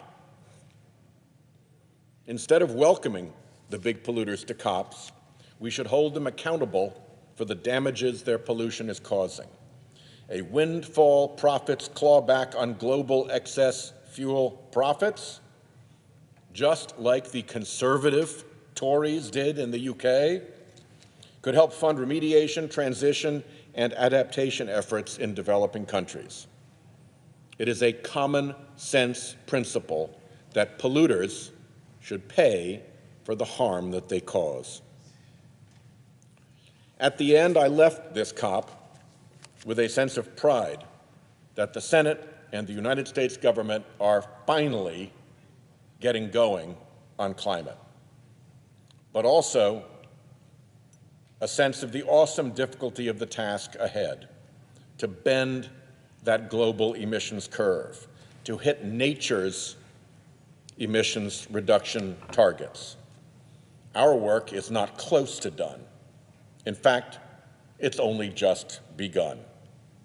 After decades of delay, deliberately caused by the fossil fuel industry's multi-billion-dollar campaign of denial and obstruction, we are now in a marathon that we will have to run as a sprint. But this past year proved that we are finally up and running. And the announcements at COP will pick up our laggard pace. Our joints may be stiff from disuse. Our breathing may be ragged from years of lassitude on the couch. But we have at last begun to run. And boy, does it feel good. We will only speed up and do better. Powered by the energy and enthusiasm of legions of young voters, we are, I dare to say, at last coming awake. I'll close with this last slide, which shows how important it is to see this as a global problem. These are emissions from China, from the US, from India, and from the EU. When you add them up, you see the global figure. If we address each of these or just our own, it does not help enough to avoid the consequences of that continuing upward emissions trajectory. So that's where an internal social cost of carbon that cuts across every aspect of government, buttressed by a carbon border adjustment of the world's major economies, that is what can drive that line down. and put us on a pathway to safety. With that, Mr. President, I yield the floor. President. Senator from Washington. Mr. President, I come to the floor tonight to urge my colleagues to support the Respect for Marriage Act. Today, we took an important step by passing the procedural hurdle to make sure that marriage equality is put into law. This legislation would ensure that both the federal and state governments will continue to recognize all marriages and continue to not discriminate based on gender, sexual orientation, national origin, ethnicity, or race. These are strong protections that are long overdue. I understand some of my colleagues do not see a need for passing this legislation, but I would ask them to stand in the shoes of someone in a marriage that is in danger of being dissolved overnight by a court decision. The same rationale for overturning Roe v. Wade can be used in this landmark Supreme Court decision we just saw that could erode further privacy rights and be used in same-sex marriages. While marriage equality is constitutionally protected today, the Supreme Court's reasoning in Dobbs versus Jackson's Women's Health Organization indicated the court is open to reconsidering cases that determine certain fundamental rights are protected under the Equal Protection and Due Process Clause of the 14th Amendment. I believe it is our job here in the Senate to represent the voice of our constituents, and those voices are loud and clear. An overwhelming majority of Americans support marriage equality. According to Gallup polls, 71% of Americans approve of same-sex marriage. In September, over 220 businesses representing more than 8.5 million employees called on the U.S. Senate to pass this legislation. And this was not a bill that garnered support from just a few Republicans for the sake of calling it bipartisan. 47 Republicans and over 20% of the House GOP members recognized and this should be enshrined into law and supported this legislation. It passed the House by a large majority, 267 to 157. Americans support this bill. Businesses support this bill. And now some of my colleagues on the other side of the aisle have taken the step to also support this legislation. The state of Washington was one of the first 10 states to legalize same-sex marriage and did so by a vote of the people.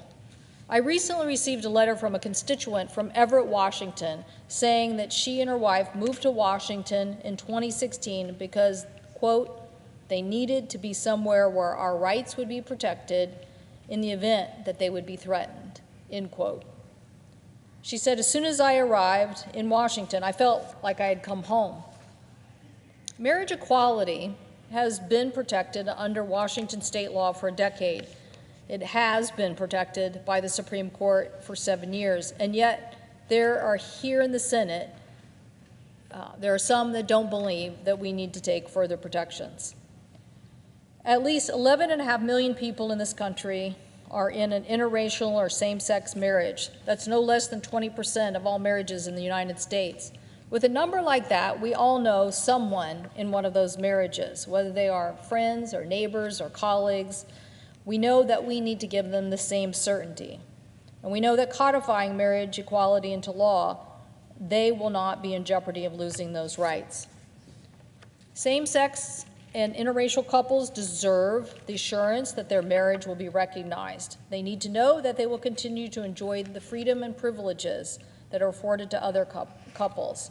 And we need to make sure that this is for generations to come. The American people want this legislation passed, and I urge my colleagues to come together and support this very important Respect for Marriage Act. Thank you. I yield the floor.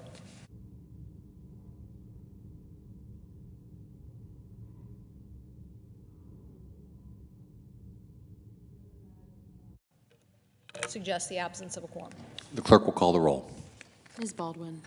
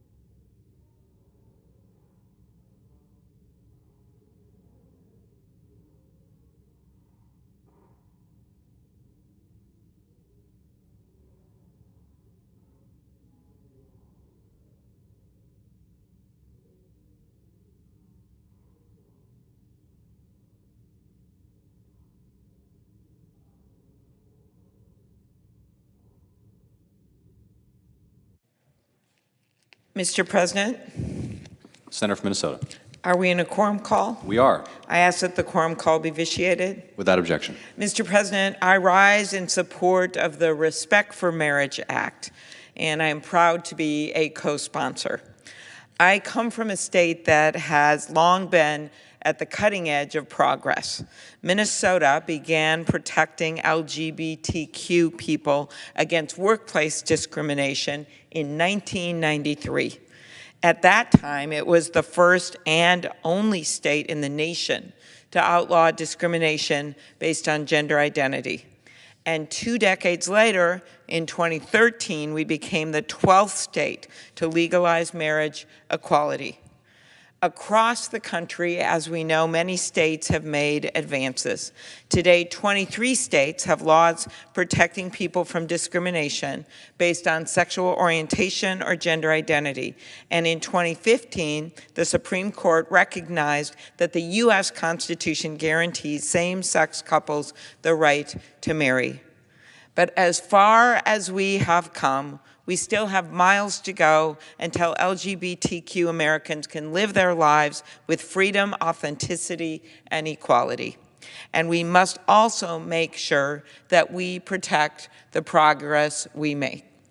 As we know from what happened recently with the Dobbs decision, as we know, rights that people take for granted, nearly 50 years of Roe v. Wade, can vanish with one mark of a pen, with one signature on a piece of paper. And in fact, when it comes to gay marriage, when it comes to the protections granted by the Obergefell case, this was actually raised in one of the justices' written opinions.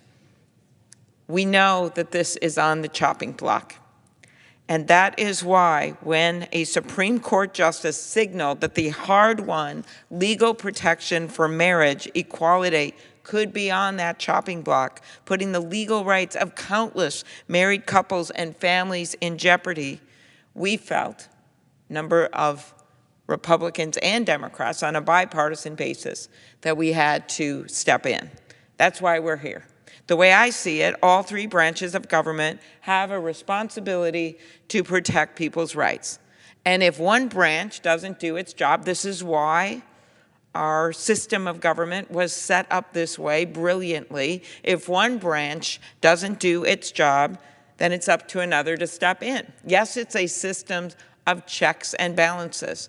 Checks if someone's power is out of control, as I believe here happened, out of the mainstream, out of consistency with the American people. That's a check.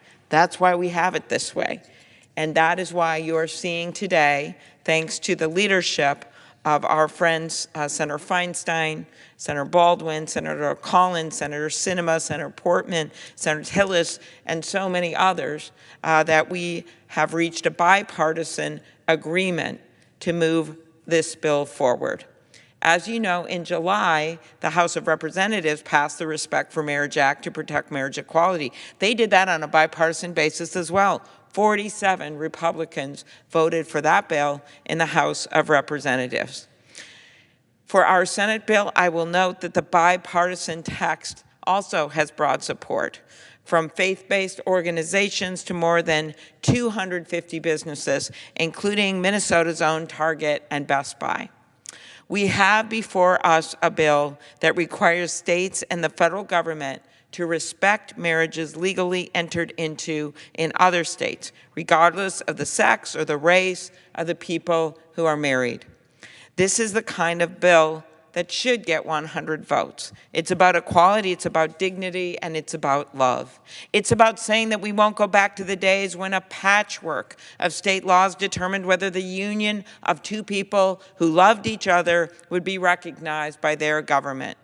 That we won't go back to the days when a gay soldier killed on the battlefield was denied the honor and the respect of an official notification of next of kin. And we won't go back to the days of hospital patients being left to spend their final moments alone without the person they love most by their side. This bipartisan vote today and the one that we will have in the coming days is about saying, no, we will not go backwards. We will not go backwards in this chamber. We will not follow the way the Supreme Court has been going when it comes to folding back rights and denying rights. That's not what America is about. We should all be able to agree that states shouldn't be able to discriminate against people based on who they love.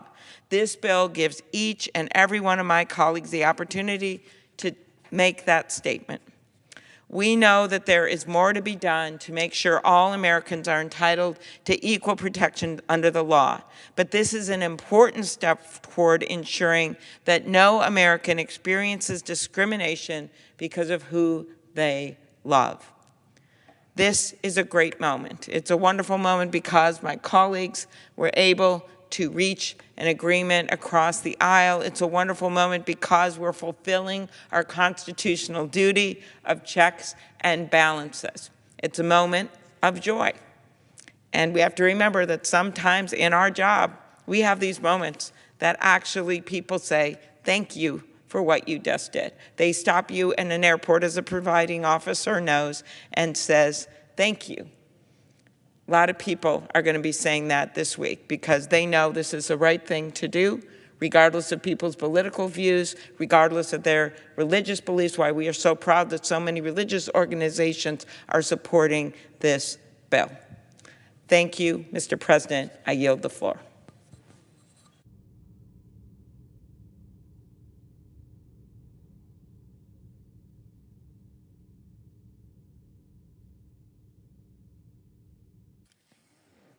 I note the absence of the quorum. The clerk will call the roll. Ms. Baldwin.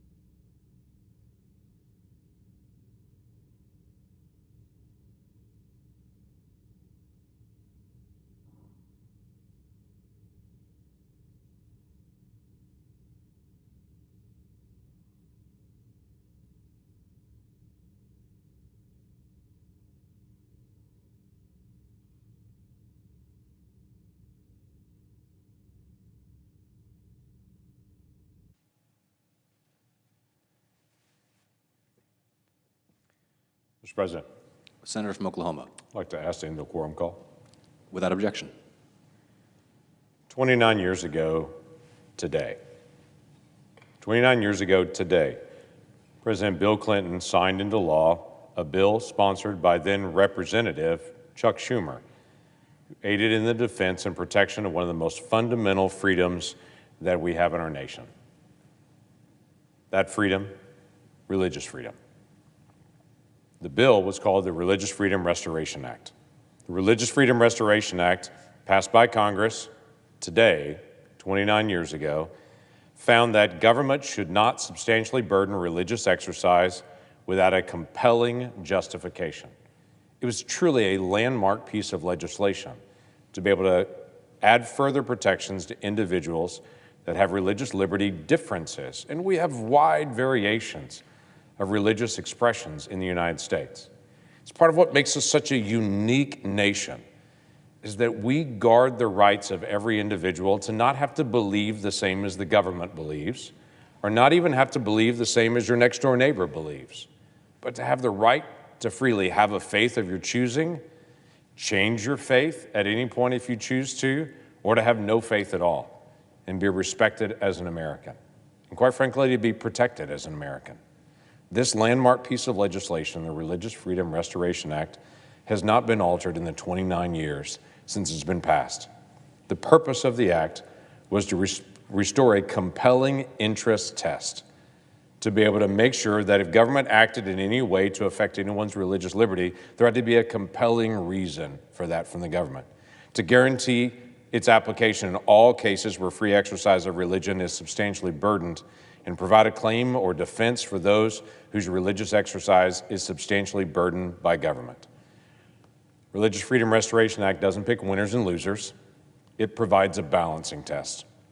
The government may burden someone's religious exercise only if the burden is in furtherance of a compelling government interest and is the least restrictive means of furthering that compelling government interest.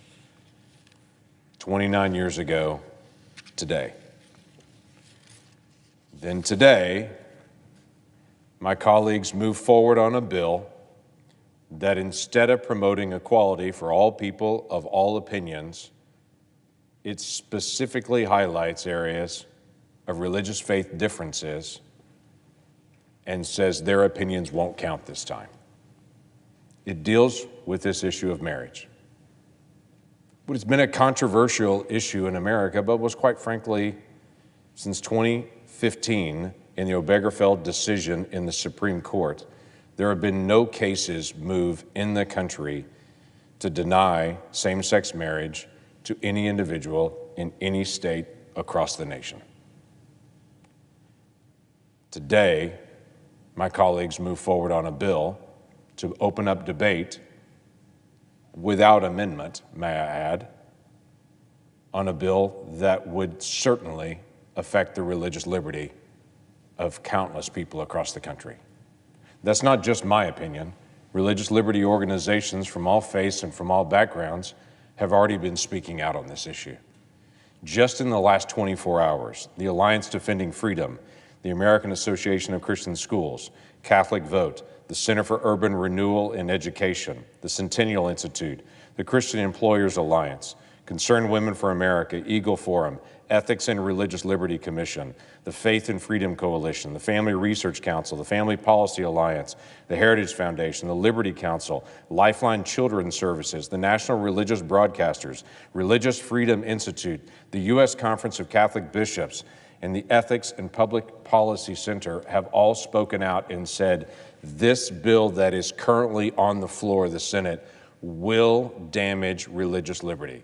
Religious institutions are rising up, reading the text of this bill, rather than just listening to the debate of this bill, and saying, there's a problem here. Practically, what would this mean? Practically, what could this mean?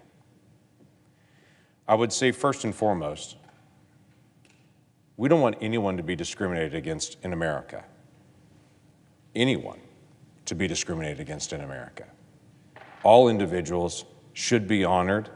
All individuals should be able to live their lives in freedom in America. But practically, this bill puts faith-based child welfare organizations who are operating in accordance with their sincerely held religious beliefs, maybe to place children in loving families, it puts them in jeopardy. And while some of my colleagues may say, well, that's far-fetched, may I remind you, the Supreme Court has already handed down a decision in the Fulton and would remind them this is continuing to happen. Catholic Charities has been shut out of the child welfare system in Illinois, in D.C., in California, in Massachusetts already. And then this bill is coming. Let me tell you some of the problems with the bill, because I've had individuals tell me about what they say is in the bill, and then I actually pull the text of the bill out and show it to them and say, show me where that is in the bill, and their response to me typically is, well, that's the intent of the bill. Well, we don't deal with intent here in Congress. We deal with legislation and text. The words matter in this. And the words in this do not provide the level of religious liberty protections as many in this floor that have come to debate this say that is actually in this bill. Let me give you just some simple examples of this. This bill gives a private right of action for both, well, I should say, gives protections from the Attorney General to be able to file charges against an individual that shows discrimination, or a private right of action for an individual to be able to sue another individual or entity in this, unless the discrimination is for religious liberty. They are peculiarly left out. If there's discrimination against someone's religious liberty issues and their personal beliefs or their entity's beliefs, they don't get this same private right of action. So the private right of action only goes against people that have religious objections. Those religious individuals, if they are discriminated against, are on their own. They get no protections in this bill. The bill itself, I've heard individuals say, well, it has a section in it that is literally titled, No Impact on Religious Liberty and Conscience. That's the big, nice title of that section. It's Section 6 of the bill. So let me read the Section 6 of this bill to you. The first part of it, Section A, says, nothing in this act or any amendment made by this act shall be construed to diminish or abrogate a religious liberty or conscience protection otherwise available to an individual or organization under the Constitution of the United States or federal law. That has got to be the biggest no-duh statement out there. This piece of legislation doesn't overturn the Constitution, is what it says. That is an unnecessary statement on it. Of course, the Constitution stands above it. The second part of this, in Part B, says basically a rabbi, an imam, or a pastor is not compelled to perform a marriage ceremony that they're religiously opposed to. That's the whole religious liberty section of it. The whole section. First, it says it doesn't overturn the Constitution, and second, it says pastors, imams, rabbis don't have to perform religious weddings that they're personally religiously opposed to. That doesn't help.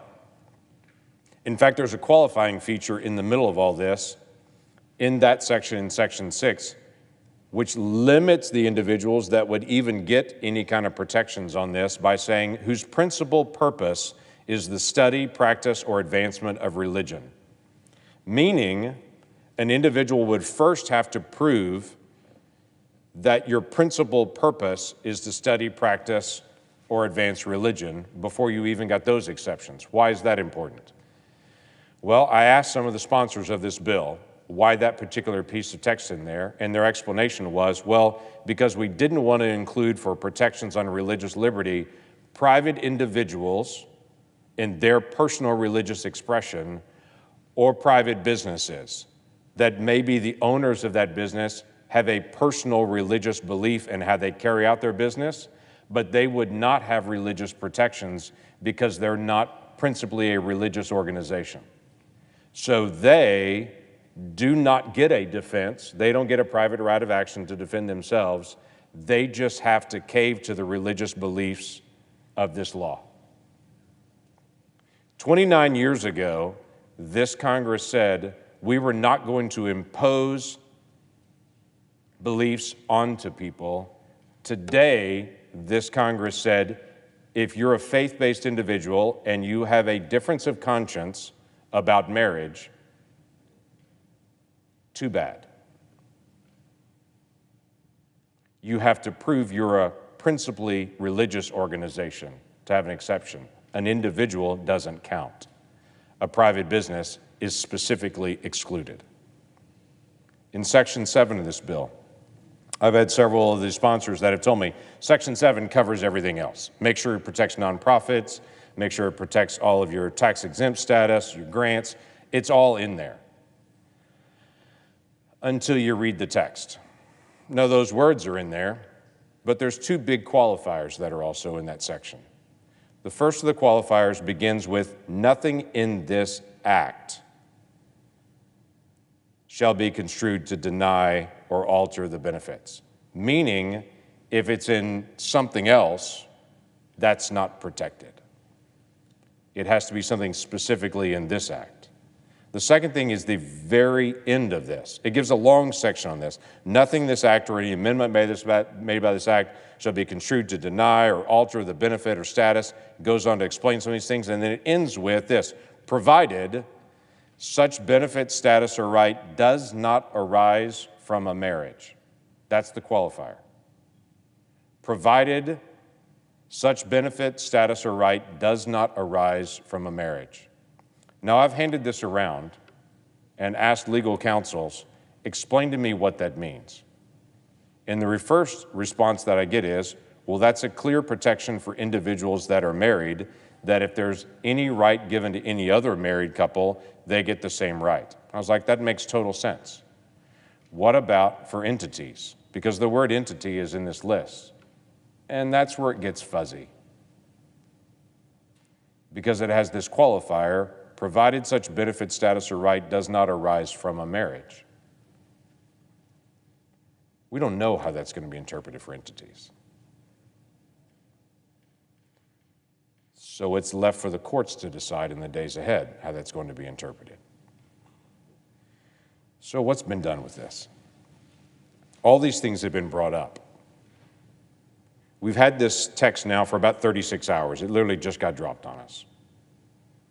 So for about 36 hours, we've been going through it, and it's not long. It's 3 pages, asking questions, how does it work, what happens with it? And several individuals have said, hey, this is a real problem for religious liberty. We should fix this. And others have said, yeah, that's a good idea. Let's make sure that this is actually clear. Except, now that the debate has started, amendments have been shut out. There are no amendments. All of these gaps that I talk about for individuals, for small businesses, for individuals of conscience, for the right to be able to protect yourself if you're facing religious discrimination on this, for the limiting portions of in this act, or from explaining not arising from a marriage, what that may mean, the issue of principal purpose and not having to prove your principal purpose in a court of law is a religious issue. Everyone seems to nod their head and say, oh yeah, those are problems. Multiple members have brought amendments and said, let's fix it. And yet they're being told over and over again, no amendments. We're not going to fix it. You know what that tells me? These are not mistakes in the drafting. This was purposeful. That's what that tells me. Listen. I believe the rights of every individual should be honored. But this is not choosing to be able to protect the rights of every individual. This is saying some people are more equal than others. That's a problem. After the Obergefell decision was made, President Obama spoke to the nation. He supported the Obergefell decision from the Supreme Court. But then he said this, I know that Americans of goodwill continue to hold a wide range of views on this issue. Opposition in some cases has been based on sincere and deeply held beliefs. All of us who welcome today's news should be mindful of that fact, recognize different viewpoints, revere our deep commitment to religious freedom. Great words that seem to be on the cutting room floor today. It hasn't taken long for President Obama's statement after the Obergefell decision to say, never mind.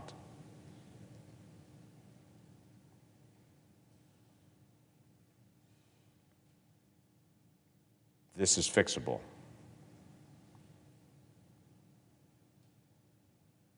But when people see the problem and the issue with it and choose to ignore it, I have to ask why. 29 years ago today, President Clinton signed into law the Religious Freedom Restoration Act. And 29 years later, Congress is saying, never mind.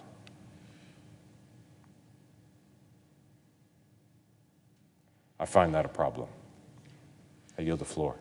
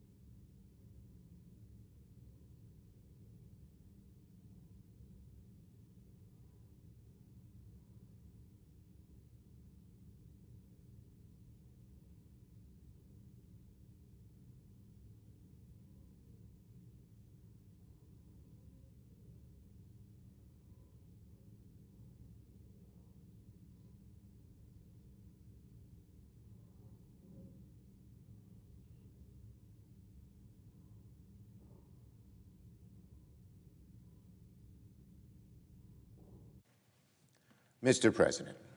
Majority Leader. Mr. President, before the Senate finishes this evening, there's one more important piece of legislation we're passing today, which I want to tout: the Medical Marijuana and Cannabidiol Research Expansion Act. I got to give great credit to Senators Feinstein, Senator Grassley, and Senator Schatz. They've championed this legislation and worked hard to see that it's gotten the support of all the senators. And it would eliminate the red tape that hinders cannabis research, opening the door for new innovative treatments derived from cannabis. Now, if you're one of the millions of Americans who deals with conditions like Parkinson's or epilepsy or post-traumatic stress or any number of other conditions, cannabis might hold promising new options for managing these diseases. But we need to do the research first. And the federal government, sadly, has been woefully behind the times on this front. This bill will help fix that. And equally important, I hope after passing this bill, the Senate can make progress on other cannabis legislation, too. I'm still holding productive talks with Democratic and Republican colleagues in the House and the Senate on moving additional bipartisan cannabis legislation in the lame duck. And we're going to try very, very hard to get it done. It's not easy, but we're making good progress. So I thank my colleagues for the excellent work on this bill and hope it portends more good cannabis legislation to come. On a second matter, Mr. President, on roll call 355, I voted yea. It was my intention to vote nay. Therefore, I ask unanimous consent I be permitted to change my vote since it will not affect the outcome. Without objection. Mr. President, I ask unanimous consent that the Senate be in a period of morning business with senators permitted to speak up to 10 minutes. Without objection. I have 7 requests for committees to meet during today's session for the Senate. They have the approval of the majority and minority leaders. Duly noted. Mr. President, I ask unanimous consent that the appointment at the desk appear separately in the record as if made by the chair. Without objection.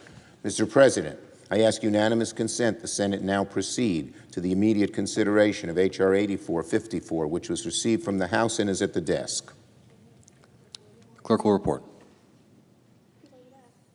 H.R. 8454, an act to expand research on marijuana and for other purposes.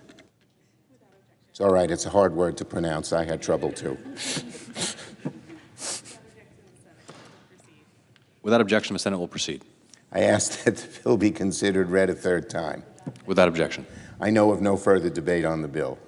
Is there further debate? No. If not, the question is on passage of the bill. All those in favor say aye. Aye. All opposed, no.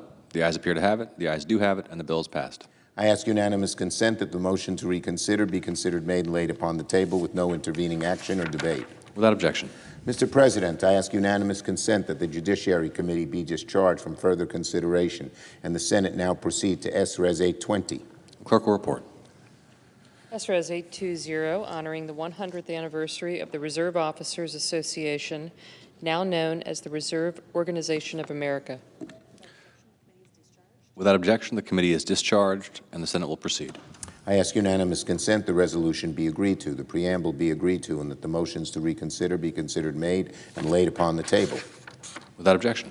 Mr. President, I ask unanimous consent that the Judiciary Committee be discharged from further consideration. The Senate now proceed to S-Res 827. Clerk will report.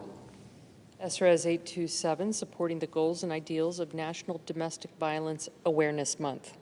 Without objection, the Senate will proceed. I know of no further debate on the resolution. Is there further debate? No. If not, all in favor say aye. Aye. All opposed, no. The ayes appear to have it. The ayes do have it. And the resolution is agreed to. I ask unanimous consent the preamble be agreed to and that the motions to reconsider be considered made and laid upon the table with no intervening action or debate. Without objection. Mr. President, I ask unanimous consent that the Senate proceed to the immediate consideration of S-Res 836, which was submitted earlier today. Clerk will report. S-Res 836, permitting the collection of clothing, toys, food, and housewares during the holiday season for charitable purposes in Senate buildings.